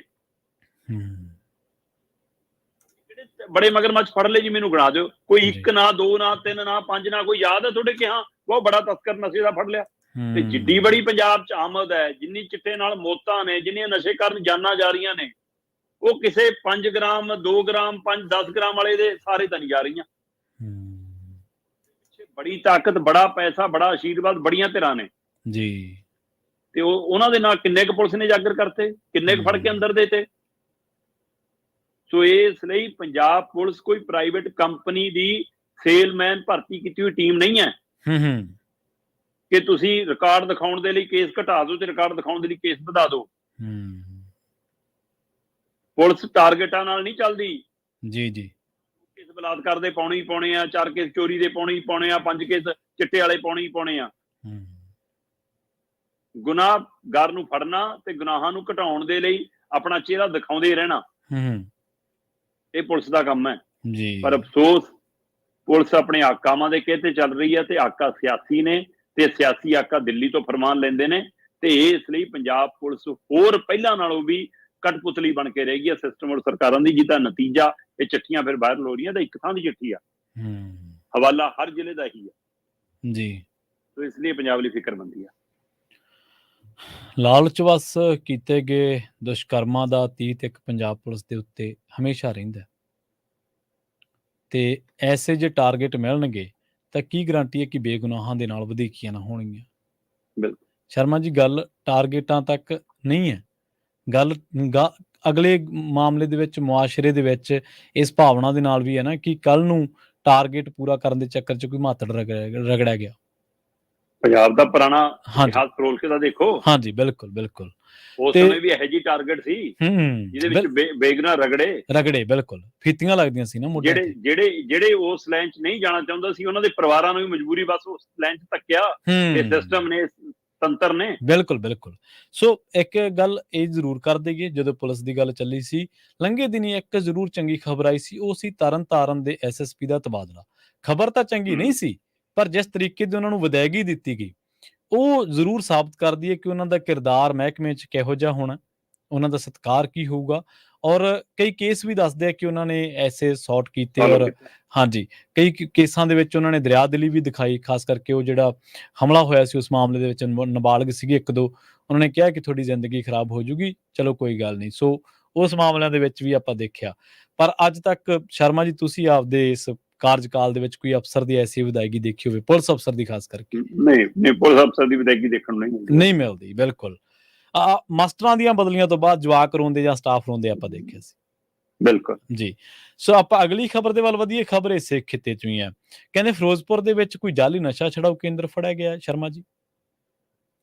ਬਿਲਕੁਲ, ਕਾਫੀ ਚਰਚਿਤ ਹੈ ਇਹ ਪਹਿਲੂ ਕਿ ਉੱਥੇ ਇੱਕ ਨਸ਼ਾ ਛਡਾਊ ਕੇਂਦਰ ਫੜਿਆ ਤੇ ਉਹਦੇ ਵਿੱਚ 36 ਬੰਦੇ 2 ਕਮਰਿਆਂ 'ਚ ਬੰਦ ਕੀਤੇ ਗਏ ਸੀ। ਤੁਸੀਂ ਇੱਥੋਂ ਹਾਲ ਦੇਖ ਲਓ ਕਿ ਕੀ ਹੋਊਗਾ ਉਹਨਾਂ ਦਾ। ਤੇ ਇਹਨਾਂ ਨੌਜਵਾਨਾਂ ਤੋਂ 15-15 ਹਜ਼ਾਰ ਰੁਪਇਆ ਮਹੀਨਾ ਲਿਆ ਜਾ ਰਿਹਾ ਸੀ। ਠੀਕ ਹੈ। 2 ਕਮਰਿਆਂ 'ਚ, ਮਤਲਬ ਕਮਰਿਆਂ ਨੂੰ ਤਾਲੇ ਲਾਏ ਹੋਏ ਸੀ ਤੇ ਉਹਨਾਂ 'ਚੋਂ ਲੂੜ ਕੇ ਰੱਖੇ ਹੋਏ ਸੀ। ਜੇ ਉਹ ਕੁਝ ਕਹਿੰਦੇ ਸੀ, ਮੰਗਦੇ ਸੀ ਤਾਂ ਉਹ ਕਹਿੰਦੇ ਕੁੱਟਦੇ ਵੀ ਸੀ ਉਹਨਾਂ ਨੂੰ। ਇਹ ਕਿਹੋ ਜਿਹਾ ਨਸ਼ਾ ਛਡਾਊ ਕੇਂਦਰ ਹੈ ਜਿਹਦੇ ਵਿੱਚ ਨਾ ਤਾਂ ਕੋਈ ਡਾਕਟਰ ਹੈ, ਨਾ ਕੋਈ ਨਰਸ ਹੈ, ਨਾ ਕੋਈ ਵਾਰਡ ਬੁਆਏ ਹੈ, ਨਾ ਕੋਈ ਕਾਉਂਸਲਰ ਹੈ। ਜੀ ਜੀ ਜੀ। ਤੇ ਜੀ ਕਹਿੰਦੇ 4 ਮਸਟੰਡੇ ਚਲਾਉਂਦੇ ਆ ਉਹਨੂੰ। ਤੇ ਜਦੋਂ ਪੁੱਛਿਆ ਕਿ ਤੁਸੀਂ, ਕਹਿੰਦੇ ਜੀ ਅਸੀਂ ਇਸੇ ਨਸ਼ਾ ਛਡਾਊ ਕੇਂਦਰ 'ਚ ਨਸ਼ਾ ਛੱਡਿਆ ਸੀ, ਹੁਣ ਸਾਨੂੰ ਇਹ ਜ਼ਿੰਮੇਵਾਰੀ ਦਿੱਤੀ ਹੋਈ ਹੈ ਜੀ ਇਹਨੂੰ ਸੰਭਾਲਣ ਦੀ। ਜੀ। ਘਰਾਂ ਤੋਂ 15,000 ਰੁਪਇਆ ਲੈ ਲਿਆ ਜਾਂਦਾ ਸੀ ਤੇ ਮਾਪਿਆਂ ਨੂੰ ਮਿਲਣ ਨਹੀਂ ਦਿੱਤਾ ਜਾਂਦਾ ਸੀ ਕਿ ਨਹੀਂ ਜੀ ਇਮੋਸ਼ਨਲ ਹੋ ਜਾਣਗੇ ਜੀ, ਐਂ ਹੋ ਜਾਣਗੇ, ਬਾਹ ਹੋ ਜਾਣਗੇ ਜੀ। ਤੇ ਉਹਦੀ ਜਦੋਂ ਸ਼ਿਕਾਇਤ ਹੋਈ ਤੇ ਛਾਪਾ ਮਾਰਿਆ, ਕਹਿੰਦੇ ਕਿ ਮੁਸਕ ਇਹੀ ਜੀ ਮਾਰਦੀ ਸੀ, ਉਹਨਾਂ ਕਮਰਿਆਂ 'ਚ ਵੜ ਨਹੀਂ ਹੋਇਆ ਕਿਸੇ ਤੋਂ। ਤੇ ਉਹ ਧੰਨ ਵਿਚਾਰੇ ਉਹ ਜਵਾਕ ਜਿਹੜੇ ਅੰਦਰ ਨੂੜ ਕੇ ਰੱਖੇ ਹੋਏ ਸੀ ਨਸ਼ਾ ਛਡਾਉਣ ਦੇ ਨਾਂ ਦੇ ਉੱਤੇ। ਤੇ ਇਹ ਜੇ ਨਸ਼ਾ ਛਡਾਊ ਕੇਂਦਰ ਫਿਰੋਜ਼ਪੁਰ ਦੇ ਵਿੱਚ ਜੇ ਫੜਿਆ ਗਿਆ, ਜਿਹੜਾ ਪੰਜਾਬ 'ਚ ਹੋਰ ਕਈ ਥਾਵਾਂ ਤੇ ਨੇ, ਕਈ ਥਾਂ ਪਹਿਲਾਂ ਉਜਾਗਰ ਹੁੰਦੇ ਰਹੇ ਨੇ ਪਹਿਲੂ। ਸੋ ਅਜੇ ਤੱਕ ਪੰਜਾਬ 'ਚ ਨਸ਼ੇ ਦਾ ਐਡਾ ਵੱਡਾ ਮਸਲਾ ਹੈ। ਕੋਈ ਸਰਕਾਰਾਂ 4 ਹਫ਼ਤਿਆਂ 'ਚ ਮੁਕਾਉਣ ਦੀਆਂ ਗੱਲਾਂ ਕਰਦੀਆਂ ਸੀ, ਕੋਈ ਕਹਿੰਦੀਆਂ ਹੈ ਹੀ ਨਹੀਂ ਸੀ ਸਾਡੇ ਰਾਜ 'ਚ, ਤਾਂ ਕੋਈ ਕਹਿੰਦੇ ਅਸੀਂ ਮੁਕਾਤਾ, ਕੋਈ ਕਹਿੰਦੇ ਲਓ ਸਾਡੇ ਆਉਂਦੇ ਤਾਂ ਮੁੱਕ ਗਿਆ, ਅਸੀਂ ਇੰਨੇ ਕੇਸ ਸੋਲਵ ਕਰਤੇ। ਉਹ ਇਹਨਾਂ ਬੈਠਸਾਂ 'ਚ ਪੈਣ ਦੀ ਬਜਾਏ, ਚਰਚਾਵਾਂ 'ਚ ਪੈਣ ਦੀ ਬਜਾਏ ਧਰਾਤਲ ਤੇ ਕੰਮ ਕਿਉਂ ਨਹੀਂ ਕਰਦੇ? ਬਿਲਕੁਲ ਸਹੀ। ਹਰ ਤਹਿਸੀਲ ਪੱਧਰ ਤੇ, ਹਰ ਬਲਾਕ ਪੱਧਰ ਤੇ ਇੱਕ ਸਰਕਾਰੀ ਨਸ਼ਾ ਛਡਾਊ ਕੇਂਦਰ ਬਕਾਇਦਾ ਕਿਸੇ ਚੰਗੀ ਸੰਸਥਾ ਦੇ ਹਵਾਲੇ ਨਾਲ ਖੋਲ ਲਓ। ਜੇ ਸਰਕਾਰ ਦੇ ਨਹੀਂ ਭਰੋਸਾ ਲੋਕਾਂ ਨੂੰ, ਤਾਂ ਕਿੰਨੇ ਸਮਾਜ ਸੇਵੀ ਸੰਗਠਨ ਇਹਦੇ ਲਈ ਕੰਮ ਕਰਨ ਲਈ ਤਿਆਰ ਨੇ। ਤੁਸੀਂ ਮਾਪਿਆਂ ਨੂੰ ਜਵਾਕ ਨਹੀਂ ਮਿਲਣ ਦੇਣੇ, ਵੀਡੀਓ ਕੈਮਰਾ ਤਾਂ ਲੱਗਿਆ ਰਹਿ ਸਕਦਾ। ਜੀ ਬਿਲਕੁਲ ਸਹੀ। ਮਾਂ ਪਿਓ ਦੀ ਵੀ ਦੇਖ ਰੇਖ ਰਹੂਗੀ, ਤੁਹਾਨੂੰ ਵੀ ਰਹੂਗਾ ਕਿ ਤੁਸੀਂ ਕੋਈ ਗਲਤ ਨਹੀਂ ਕਰੋਗੇ। ਕੈਮਰਾ ਦੀ ਨਜ਼ਰ 'ਚ ਤਾਂ ਸਾਰਾ ਸਿਸਟਮ ਰੱਖਿਆ ਜਾ ਸਕਦਾ। ਜਿਹੜੇ ਭ੍ਰਸ਼ਟ ਨੇ, ਜਿਹੜੇ ਕਰਪਟ ਨੇ, ਜਿਨ੍ਹਾਂ ਨੇ ਪੈਸਾ ਖਾਣਾ, ਇਹਦੀ ਆੜ 'ਚ ਚੋਰੀ ਕਰਨੀ ਆ, ਉਹ ਕੈਮਰਿਆਂ ਤੋਂ ਲੁਕਣਗੇ। ਸੋ ਉਸ ਤਕਨੀਕ ਦੇ ਬਣਾਓ। ਤੁਸੀਂ ਤਾਂ ਆਪਣੇ ਆਪ ਨੂੰ ਸਿਹਤ ਦੇ ਬ੍ਰਾਂਡ ਮਾਸਟਰ ਦੱਸਦੇ ਹੋ ਕਿ ਬ੍ਰਾਂਡ ਮਾਸਟਰ ਅਸੀਂ ਹੋ ਸਿਹਤ ਵਿਭਾਗ ਦੇ, ਸਿਹਤ ਸਿਸਟਮ ਦੇ, ਮੁਹੱਲਾ ਕਲੀਨਿਕਾਂ ਵਾਲੇ। ਤਾਂ ਫਿਰ ਪੰਜਾਬ 'ਚ ਨਸ਼ਾ ਛਡਾਊ ਕੇਂਦਰਾਂ ਦੀ ਜੇਕਰ ਸਹੀ ਲੋੜ ਹੈ ਤਾਂ ਸਹੀ ਕਰੋ। ਬਾਕੀ ਸਾਰੇ ਬੰਦ ਕਿਉਂ ਨਹੀਂ ਹੋਏ ਹੁਣ ਤੱਕ? ਇਹਦੀ ਆੜ 'ਚ ਧੰਦਾ ਕਰਨ ਵਾਲੇ ਕਿਉਂ ਨਹੀਂ ਬੰਦ ਹੋਏ? ਤੇ ਮੈਂ ਨਹੀਂ ਕਹਿੰਦਾ ਸਾਰੇ, ਪਰ ਜ਼ਿਆਦਾਤਰ ਨਸ਼ਾ ਛਡਾਊ ਕੇਂਦਰ ਨਸ਼ੇ ਦੀ ਸਪਲਾਈ ਦੇ ਅੱਡੇ ਨੇ। ਤੇ ਫਿਰ ਸਰਕਾਰ ਉੱਥੇ ਤੱਕ ਕਿਉਂ ਨਹੀਂ ਪਹੁੰਚਦੀ? ਜੀ। ਸੋ ਇਹਦਾ ਮਤਲਬ ਤੁਹਾਡੀ ਮਿਲੀ ਭੁਗਤ ਹੈ। ਫਿਰ ਤੁਹਾਨੂੰ ਹਿੱਸਾ ਪਤਾ ਆਉਂਦਾ, ਜਾਂ ਫਿਰ ਤੁਹਾਨੂੰ ਸਮਝ ਹੀ ਨਹੀਂ ਕਿ ਕੰਮ ਕਿਵੇਂ ਕਰਨਾ। ਬਿਲਕੁਲ ਸਹੀ। ਸੋ ਆ ਫਿਰੋਜ਼ਪੁਰ ਦੀ ਘਟਨਾ ਨੇ ਇੱਕ ਹੋਰ ਸੱਚ ਸਾਹਮਣੇ ਲਿਆ। ਜੀ। ਤੇ ਸ਼ਰਮਾ ਜੀ, ਖਬਰ ਇਸੇ ਖਿੱਤੇ 'ਚ ਹੀ ਅਗਲੀ ਹੈ। ਫਾਜ਼ਿਲਕਾ ਦਾ ਰੁਖ ਕਰਦੇ ਹਾਂ, ਜਿੱਥੇ ਕਹਿੰਦੇ ਵੀ ਤਸਕਰਾਂ ਦੀ ਸਿਫਾਰਿਸ਼ ਕਰਦੇ ਨੇ MLA। ਹੁਣ ਜੇ ਇਹ ਗੱਲ ਕਿਸੇ ਸਿਆਸੀ ਆਗੂ ਨੇ ਕਹੀ ਹੁੰਦੀ ਤਾਂ ਇਹਨਾਂ ਨੂੰ ਕਹਿ ਦੇਣਾ ਸੀ ਸਿਆਸੀ ਦੂਸ਼ਣ ਹੈ। ਜੇ ਕਿਸੇ ਅਫਸਰ ਨੇ ਕਹੀ ਹੁੰਦੀ, ਮਾਤਰ ਨੇ ਕਹੀ ਹੁੰਦੀ, ਤਾਂ ਆਏਗੀ ਹੋ ਜਾਂਦੀ। ਪਰ ਇਹ ਗੱਲ ਰਾਜਪਾਲ ਨੇ ਕਹੀ ਹੈ, ਜਿਹੜੇ ਕਿ ਸਰਹੱਦੀ ਇਲਾਕਿਆਂ ਦਾ ਲਗਾਤਾਰ ਦੌਰਾ ਕਰ ਰਹੇ ਨੇ। ਪ੍ਰਵੀਨ ਜੀ, ਫਾਜ਼ਿਲਕਾ ਦੇ ਖੇਤਰ ਵਿੱਚ ਰਾਜਪਾਲ ਪੁਰੋਹਿਤ ਹੋਰੀ ਪਿਛਲੇ ਸਮੇਂ ਵੀ ਗਏ ਸੀ। ਜਦ ਪਿਛਲੇ ਸਮੇਂ ਗਏ ਸੀ ਤਦ ਉੱਥੇ ਸਾਰੇ ਐਮਐਲਏ ਹਾਜ਼ਰ ਸੀ। ਇਸ ਵਾਰ ਆਪ ਵਾਲਾ ਕੋਈ ਐਮਐਲਏ ਨਹੀਂ ਉੱਥੇ ਵੜਿਆ ਜੀ। 3 ਐਮਐਲਏ ਨੇ ਉਸ ਖੇਤਰ ਦੇ ਆਮ ਆਦਮੀ ਪਾਰਟੀ ਨਾਲ ਸੰਬੰਧਿਤ, 3 ਚੋਂ ਕੋਈ ਨਹੀਂ ਆਇਆ। ਪਿਛਲੀ ਵਾਰ ਹਾਜ਼ਰ ਸੀ। ਹਾਂ, ਇਸ ਵਾਰ ਉਹ ਜਾਖੜਾਂ ਦਾ ਭਤੀਜਾ ਜਿਹੜਾ ਕਾਂਗਰਸ ਨੇ ਕੱਢਿਆ ਹੋਇਆ ਉਹ ਜ਼ਰੂਰ ਆਇਆ ਸੀ ਜੀ। ਉਹ ਜ਼ਰੂਰ ਨਾਲ ਸੀ। ਹੁਣ ਉਹ ਪਤਾ ਨਹੀਂ ਭਾਜਪਾ ਦੇ ਨਾਤੇ ਸੀ ਜਾਂ ਜਾਖੜ ਦੇ ਨਾਤੇ ਸੀ ਜਾਂ ਬਤੌਰ ਐਮਐਲਏ ਹਲਕਾ ਇੰਚਾਰਜ ਉੱਥੋਂ ਦਾ ਨੁਮਾਇੰਦਾ ਹੋਣ ਦੇ ਨਾਤੇ ਸੀ, ਪਰ ਉਹ ਨਾਲ ਸੀ। ਪਰ ਰਾਜਪਾਲ ਨੇ ਉੱਥੇ ਵੱਡੀ ਗੱਲ ਕਹੀ ਹੈ ਜੀ। ਰਾਜਪਾਲ ਕਹਿੰਦੇ ਕਿ ਪੰਜਾਬ 'ਚ ਪਿਛਲੇ 1.5-2 ਸਾਲ 'ਚ ਨਸ਼ੇ ਦੇ ਮਾਮਲੇ ਬਹੁਤ ਵੱਧ ਗਏ। ਜਾਂ ਮਤਲਬ ਉਹਨਾਂ ਨੇ ਸਿੱਧੀ ਉਂਗਲ ਮਾਨ ਸਰਕਾਰ ਤੇ ਰੱਖਿਆ, ਕਿਉਂਕਿ ਪਤਾ ਮਾਨ ਸਰਕਾਰ ਨਾਲ ਬਣਦੀ ਤਾਂ ਹੈ ਨਹੀਂ। ਜੇ ਹੀ ਅਕਾਲੀ ਭਾਜਪਾ ਦੀ ਸਰਕਾਰ ਹੁੰਦੀ ਤਾਂ ਰਾਜਪਾਲ ਕੁਸਕਦੇ ਨਾ, ਸ਼ਾਇਦ ਆਪਣੇ ਰਾਜ ਭਵਨ ਤੋਂ ਬਾਹਰ ਵੀ ਨਾ ਨਿਕਲਦੇ ਜੀ। ਮਤਲਬ ਅੱਜ ਤੋਂ 1.5 ਸਾਲ ਪਹਿਲਾਂ ਦਿੱਲੀ 'ਚ ਪੰਜਾਬ ਦਾ ਧੂੰਆਂ ਬਹੁਤ ਜਾਂਦਾ ਸੀ, ਤੇ ਹੁਣ ਜਿੱਦਣ ਦੀ ਪੰਜਾਬ 'ਚ ਆਪ ਦੀ ਸਰਕਾਰ ਬਣੀ ਦਿੱਲੀ ਧੂੰਆਂ ਨਹੀਂ ਜਾਂਦਾ। ਉਸੇ ਤਰ੍ਹਾਂ ਪੰਜਾਬ 'ਚ ਭਾਜਪਾ ਦੀ ਭਾਈਵਾਲ ਦੀ ਸਰਕਾਰ ਹੁੰਦੀ, ਫਿਰ ਰਾਜਪਾਲ ਪੁਰੋਹਿਤ ਨੂੰ ਕੋਈ ਖਾਮੀਆਂ ਨਾ ਦਿਖਦੀਆਂ ਜੀ। ਹੁਣ ਖਾਮੀਆਂ ਇਸ ਲਈ ਦਿਖ ਰਹੀਆਂ ਕਿ ਭਾਜਪਾ ਦੀ ਸਰਕਾਰ ਨਹੀਂ ਹੈ ਜੀ। ਪਰ ਜੇ ਕਿਤੇ ਅੱਗ ਲੱਗਦੀ ਹੈ ਤਾਂ ਧੂੰਆਂ ਉੱਡਦਾ ਨਾ, ਮੌਕਾ ਤਾਂ ਮਿਲ ਰਿਹਾ ਉਹਨਾਂ ਨੂੰ ਬੋਲਣ ਦਾ। ਬਿਲਕੁਲ ਜੀ, ਬਿਲਕੁਲ। ਸਰਕਾਰ ਕੋਈ ਕਮਜ਼ੋਰੀਆਂ, ਕੋਈ ਨਲਾਇਕੀਆਂ, ਕੋਈ ਕੁਤਾਹੀਆਂ, ਕੋਈ ਗਲਤੀਆਂ ਕਰ ਰਹੀ ਹੈ ਨਾ, ਤੇ ਇਸ ਮੌਕੇ ਰਾਜਪਾਲ ਵੱਲੋਂ ਇਹ ਜਨਤਕ ਤੌਰ ਤੇ ਕਹਿਣਾ ਕਿ ਪੰਜਾਬ 'ਚ ਨਸ਼ੇ ਦੇ ਮਾਮਲੇ ਵੱਧ ਗਏ, ਔਰ ਮੈਂ ਪੁਲਿਸ ਨੂੰ ਬੇਨਤੀ ਕਰਦਾ ਕਿ ਜੇਕਰ ਨਸ਼ਾ ਤਸਕਰਾਂ ਦੀ ਸਿਫਾਰਿਸ਼ ਐਮਐਲਏ ਕਰਨ, ਮੈਨੂੰ ਪਤਾ ਕਹਿੰਦੇ ਕਿ ਕਈ ਐਮਐਲਏ ਨਸ਼ਾ ਤਸਕਰਾਂ ਦਾ ਸਾਥ ਦਿੰਦੇ ਨੇ, ਉਹਨਾਂ ਨੂੰ ਛਡਾਉਣ ਦੀ ਕੋਸ਼ਿਸ਼ ਕਰਦੇ ਨੇ, ਉਹਦੀ ਸਿਫਾਰਿਸ਼ਾਂ ਪੁਲਿਸ ਕੋਲ ਕਰਦੇ ਨੇ। ਇਹ ਵੱਡੀ ਗੱਲ ਕਹਿ ਰਿਹਾ ਰਾਜਪਾਲ। ਪੰਜਾਬ ਦੇ ਚੁਣੇ ਹੋਏ ਨੁਮਾਇੰਦਿਆਂ ਨੂੰ ਸਿੱਧਾ ਉਹ ਨਸ਼ਾ ਤਸਕਰਾਂ ਦੇ ਨਾਲ ਜੋੜ ਕੇ ਰੱਖ ਰਿਹਾ ਜੀ, ਕਿਉਂਕਿ ਇਹ ਪੰਜਾਬ ਦਾ ਬੱਚਾ ਜਾਣਦਾ ਕਿ ਪੰਜਾਬ 'ਚ ਨਸ਼ੇ ਦਾ ਧੰਦਾ ਰਾਜਨੀਤਿਕ ਸ਼ਹਿ ਤੋਂ ਬਿਨਾਂ, ਆਸ਼ੀਰਵਾਦ ਤੋਂ ਬਿਨਾਂ ਚੱਲੇ ਨਹੀਂ ਸਕਦਾ ਜੀ। ਤੇ ਰਾਜਪਾਲ ਉਸ ਗੱਲ ਦੇ ਉੱਤੇ ਕਹਿ ਕੇ ਮੋਹਰ ਲਾ ਰਿਹਾ, ਤੇ ਕੀ ਉਹ ਕੱਲ ਨੂੰ ਰਾਜ ਭਵਨ 'ਚ ਆ ਕੇ ਦੁਬਾਰਾ ਇਹ ਕਹੂਗਾ ਕਿ ਮੇਰੇ ਕੋਲ ਲਿਸਟ ਆ ਗਈ ਕਿਸੇ ਐਮਐਲਏ ਦੀ? ਕਿ ਉਹ ਮੁੱਖ ਮੰਤਰੀ ਨੂੰ ਖੋਰ ਚਿੱਠੀ ਲਿਖੂਗਾ ਕਿ ਆਹ ਐਮਐਲਏ ਨੇ ਭਾਈ, ਇਹਨਾਂ ਦੇ ਬਾਰੇ ਕੀ ਕਾਰਵਾਈ ਕਰਨੀ ਹੈ? ਬਿਲਕੁਲ ਸਹੀ। ਤੇ ਉਹ ਕਹਿੰਦੇ ਮੈਂ ਪੁਲਿਸ ਵਾਲਿਆਂ ਨੂੰ ਸਖਤ ਹਦਾਇਤ ਕਰਦਾ ਕਿ ਭਾਈ ਜੇ ਐਮਐਲਏ ਤਸਕਰਾਂ ਦੀ ਸਿਫਾਰਿਸ਼ ਕਰੇ, ਉਹਦੀ ਸਿਫਾਰਿਸ਼ ਨੂੰ ਇਗਨੋਰ ਕਰਨਾ, ਉਹਦੀ ਸਿਫਾਰਿਸ਼ ਨਹੀਂ ਮੰਨਣੀ, ਤੁਸੀਂ ਆਪਣੇ ਹਿਸਾਬ ਨਾਲ ਕਾਰਵਾਈ ਕਰੋ। ਇਹਦਾ ਮਤਲਬ ਪੰਜਾਬ ਦੇ ਵਿੱਚ ਨਸ਼ੇ ਦੀ ਆਮਦ ਤਾਂ ਹੈਗੀ ਆ, ਪਰ ਰਾਜਨੀਤਿਕ ਧਿਰ, ਨਵੀਂ ਧਿਰ ਦਾ ਵੀ ਹੁਣ ਆਸ਼ੀਰਵਾਦ ਮਿਲ ਗਿਆ, ਜਿਹੜਾ ਪਹਿਲਾਂ ਦੁਨੀਆ ਦਾ ਕਿਹਾ ਜਾਂਦਾ ਸੀ ਕਿ ਉਹਨਾਂ ਦਾ ਮਿਲਿਆ ਹੋਇਆ ਸੀ ਜੀ। ਤੇ ਅਗਲੀ ਖਬਰ ਦੇ ਵੱਲ ਵਧੀਏ ਸ਼ਰਮਾ ਜੀ, ਗੱਲ ਕਰੀਏ ਪੰਜਾਬ ਦੀਆਂ 5 ਨਗਰ ਨਿਗਮ ਚੋਣਾਂ ਦੀ। ਕਹਿੰਦੇ ਇਹ 15 ਨਵੰਬਰ ਤੱਕ ਹੋ ਸਕਦੀਆਂ ਨੇ। ਪ੍ਰਵੀਨ ਜੀ, ਇਸ ਤਰ੍ਹਾਂ ਕਿ 39 ਨਗਰ ਕੌਂਸਲਾਂ ਦੇ ਇਲੈਕਸ਼ਨਾਂ ਦੇ ਸੰਬੰਧ ਦੇ ਵਿੱਚ ਪਹਿਲਾਂ ਹੀ ਨੋਟੀਫਿਕੇਸ਼ਨ ਹੋਇਆ ਹੋਇਆ, 15 ਨਵੰਬਰ ਤੱਕ ਕਰਾਉਣ ਦੀ ਕੋਸ਼ਿਸ਼ ਹੈ ਜੀ। ਉਸੇ ਤਰ੍ਹਾਂ 5 ਨਗਰ ਨਿਗਮ ਨੇ ਜਿਹੜੇ, ਉਹਨਾਂ ਦੇ ਲਈ ਵੀ ਕੱਲ ਪਤਾ ਲੱਗ ਰਿਹਾ ਕਿ ਕੱਲ ਇੱਕ ਨੋਟੀਫਿਕੇਸ਼ਨ ਜਾਰੀ ਕੀਤਾ ਗਿਆ ਕਿ 15 ਨਵੰਬਰ ਤੱਕ ਇਹਨਾਂ ਨੂੰ ਕਰਵਾਇਆ ਜਾਵੇ, ਹੈ ਨਾ।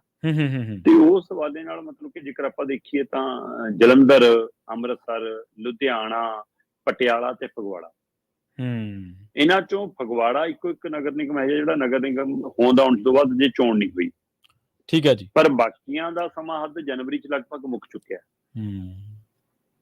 ਤੇ ਜਨਵਰੀ 2023 ਚ ਉਹਨਾਂ ਦਾ ਮੁੱਕਿਆ ਹੋਇਆ ਸਮਾਂ, ਇਸ ਲਈ ਉੱਥੇ ਚੋਣ ਪਹਿਲਾਂ ਸਰਕਾਰ ਇਹ ਸਕੀਮ ਚੱਲ ਰਹੀ ਸੀ ਕਿ ਸ਼ਾਇਦ ਪੰਚਾਇਤੀ ਚੋਣਾਂ ਪਹਿਲਾਂ ਕਰਾ ਲਈਏ, ਪਰ ਉਹ ਪੰਚਾਇਤੀ ਚੋਣਾਂ 'ਚ ਮੂੰਹ ਦੀ ਖਾਣ ਤੋਂ ਬਾਅਦ ਹੁਣ ਉਹ ਇੱਧਰ ਨੂੰ ਹੋਏ ਨੇ ਕਿ ਨਗਰ ਕੌਂਸਲ ਦੀਆਂ ਔਰ ਨਗਰ ਨਿਗਮ ਦੀਆਂ, 5 ਨਗਰ ਨਿਗਮਾਂ ਦੀਆਂ ਔਰ ਉਹਦੇ ਨਾਲ ਨਗਰ ਕੌਂਸਲ ਦੀਆਂ। ਉਮੀਦ ਹੈ ਕਿ 15 ਨਵੰਬਰ ਤੱਕ ਹੋ ਜਾਣਗੀਆਂ। ਪਰ ਲੋਕਾਂ 'ਚ ਵੀ, ਰਾਜਨੀਤਿਕ ਧਿਰਾਂ 'ਚ ਵੀ, ਇੱਥੋਂ ਤੱਕ ਕਿ ਆਮ ਆਦਮੀ ਪਾਰਟੀ ਦੇ ਵਰਕਰ ਔਰ ਲੀਡਰਾਂ 'ਚ ਵੀ ਇਸ ਗੱਲ ਦੀ ਫਿਕਰਮੰਦੀ ਆ ਕਿ ਸਮਾਂ ਬਹੁਤ ਘੱਟ ਆ। ਜੇ ਤੁਸੀਂ ਗੱਲ ਕਰੋ ਤਾਂ ਕੱਲ 11 ਅਕਤੂਬਰ ਸੀ, ਮਤਲਬ ਅੱਜ ਜਦੋਂ ਆਪਾਂ ਗੱਲ ਕਰ ਰਹੇ ਹਾਂ ਭਾਰਤ ਸਮੇਂ ਅਨੁਸਾਰ 12 ਅਕਤੂਬਰ ਦੀ ਸਵੇਰ ਆ, ਤੇ ਅੱਜ ਜੇਕਰ ਇਹ ਕਾਰਵਾਈ ਅੱਗੇ ਵੱਧਦੀ ਆ ਤੇ 15 ਨਵੰਬਰ ਨੂੰ ਇੱਕੋ ਮਹੀਨਾ ਬਚਦਾ ਬਾਈ ਜੀ। ਤੇ ਇਸ 30 ਦਿਨਾਂ ਦੇ ਵਿਚਾਲੇ 24 ਅਕਤੂਬਰ ਨੂੰ ਦੁਸ਼ਹਿਰਾ ਵੀ ਆ ਤੇ 12 ਨਵੰਬਰ ਦੀ ਦੀਵਾਲੀ ਵੀ ਆ ਜੀ। ਸੋ ਦੀਵਾਲੀ ਤੋਂ 3 ਦਿਨਾਂ ਬਾਅਦ, 2 ਦਿਨਾਂ ਬਾਅਦ ਇਹ ਚੋਣਾਂ ਨੇ, ਤਾਂ ਦੀਵਾਲੀ ਤੱਕ ਤਾਂ ਕਿਸੇ ਕੋਲ ਥਾਂ ਨਹੀਂ ਹੁੰਦਾ। ਘਰੇਲੂ ਕੰਮਕਾਰ, ਵਪਾਰਕ ਕੰਮਕਾਰ ਜਿਹੜਾ ਜਿਹਦੇ ਨਾਲ ਸੰਬੰਧਿਤ ਹੈ, ਸੋ ਦੀਵਾਲੀ ਪੂਰੇ ਦੇਸ਼ ਦੇ ਵਿੱਚ ਜਿਸ ਜਸ਼ਨ ਨਾਲ, ਜਿਸ ਤਰੀਕੇ ਨਾਲ ਮਨਾਈ ਜਾਂਦੀ ਆ, ਸੋ ਉਹ ਦੁਸ਼ਹਿਰੇ ਤੋਂ ਦੀਵਾਲੀ ਤੱਕ ਦੇ ਦਿਨ ਖਾਸੇ ਰੁਝੇਵਿਆਂ ਭਰੇ ਹੁੰਦੇ ਨੇ, ਹਨਾ। ਸੋ ਇਸ ਲਈ ਇਹਦੇ ਵਿਚਾਲੇ ਰਾਜਨੀਤਿਕ ਚੋਣਾਂ ਦੀ ਗੱਲ ਵਰਕਰਾਂ ਲਈ ਵੀ ਜਿਹੜੀ ਆਮ ਆਦਮੀ ਪਾਰਟੀ ਨਾਲ ਸੰਬੰਧਿਤ ਨੇ ਉਹ ਵੀ ਇਹਨੂੰ ਔਖਾ ਮਹਿਸੂਸ ਕਰ ਰਹੇ ਨੇ। ਸੋ ਇਹ ਦੇਖਦੇ ਆ, ਪਰ ਸਰਕਾਰ ਕਹਿੰਦੇ ਵਜੀਦਾ ਜੀ 15 ਨਵੰਬਰ ਤੱਕ ਕਰਾ ਕੇ ਵਿਹਲੇ ਹੋਵੋ। ਸੋ ਦੇਖਦੇ ਆ, ਇਹ ਤੋਂ ਬਾਅਦ ਫਿਰ ਇਹਨਾਂ ਨੇ ਨਵੰਬਰ ਤੋਂ ਬਾਅਦ ਦਸੰਬਰ ਦੇ ਵਿੱਚ ਫਿਰ ਪੰਚਾਇਤੀ ਚੋਣਾਂ ਵੱਲ ਨੂੰ ਜਾਣਾ ਨਾ। ਜੀ ਸ਼ਰਮਾ ਜੀ, ਇਹਨਾਂ ਖਾਸ ਖਬਰਾਂ ਤੇ ਜਾਣਕਾਰੀਆਂ ਦੇ ਲਈ ਤੁਹਾਡਾ ਬਹੁਤ ਬਹੁਤ ਧੰਨਵਾਦ ਜੀ। ਬਹੁਤ ਸ਼ੁਕਰੀਆ, ਬਹੁਤ ਸ਼ੁਕਰੀਆ ਜੀ। ਪੰਜਾਬੀ ਰੇਡੀਓ USA ਦੇ ਪ੍ਰੋਗਰਾਮ ਖਬਰ ਤੇ ਨਜ਼ਰ ਨੂੰ ਆਪਾਂ ਇੱਥੇ ਹੀ ਸਮਾਪਤ ਕਰਾਂਗੇ। ਪੰਜਾਬੀ ਰੇਡੀਓ USA ਤੇ ਪ੍ਰੋਗਰਾਮਾਂ ਦਾ ਸਿਲਸਿਲਾ ਲਗਾਤਾਰ ਜਾਰੀ ਹੈ। ਤੁਸੀਂ ਜੁੜੇ ਰਹੋ ਪੰਜਾਬੀ ਰੇਡੀਓ USA ਦੇ ਨਾਲ। ਤੇ ਆਖਿਰ ਦੇ ਵਿੱਚ ਇੱਕ ਵਾਰ ਫਿਰ ਤੋਂ ਤੁਹਾਨੂੰ ਸਭ ਨੂੰ ਪਿਆਰ ਸਤਿਕਾਰ ਸਹਿਤ ਸਤਿ ਸ਼੍ਰੀ ਅਕਾਲ।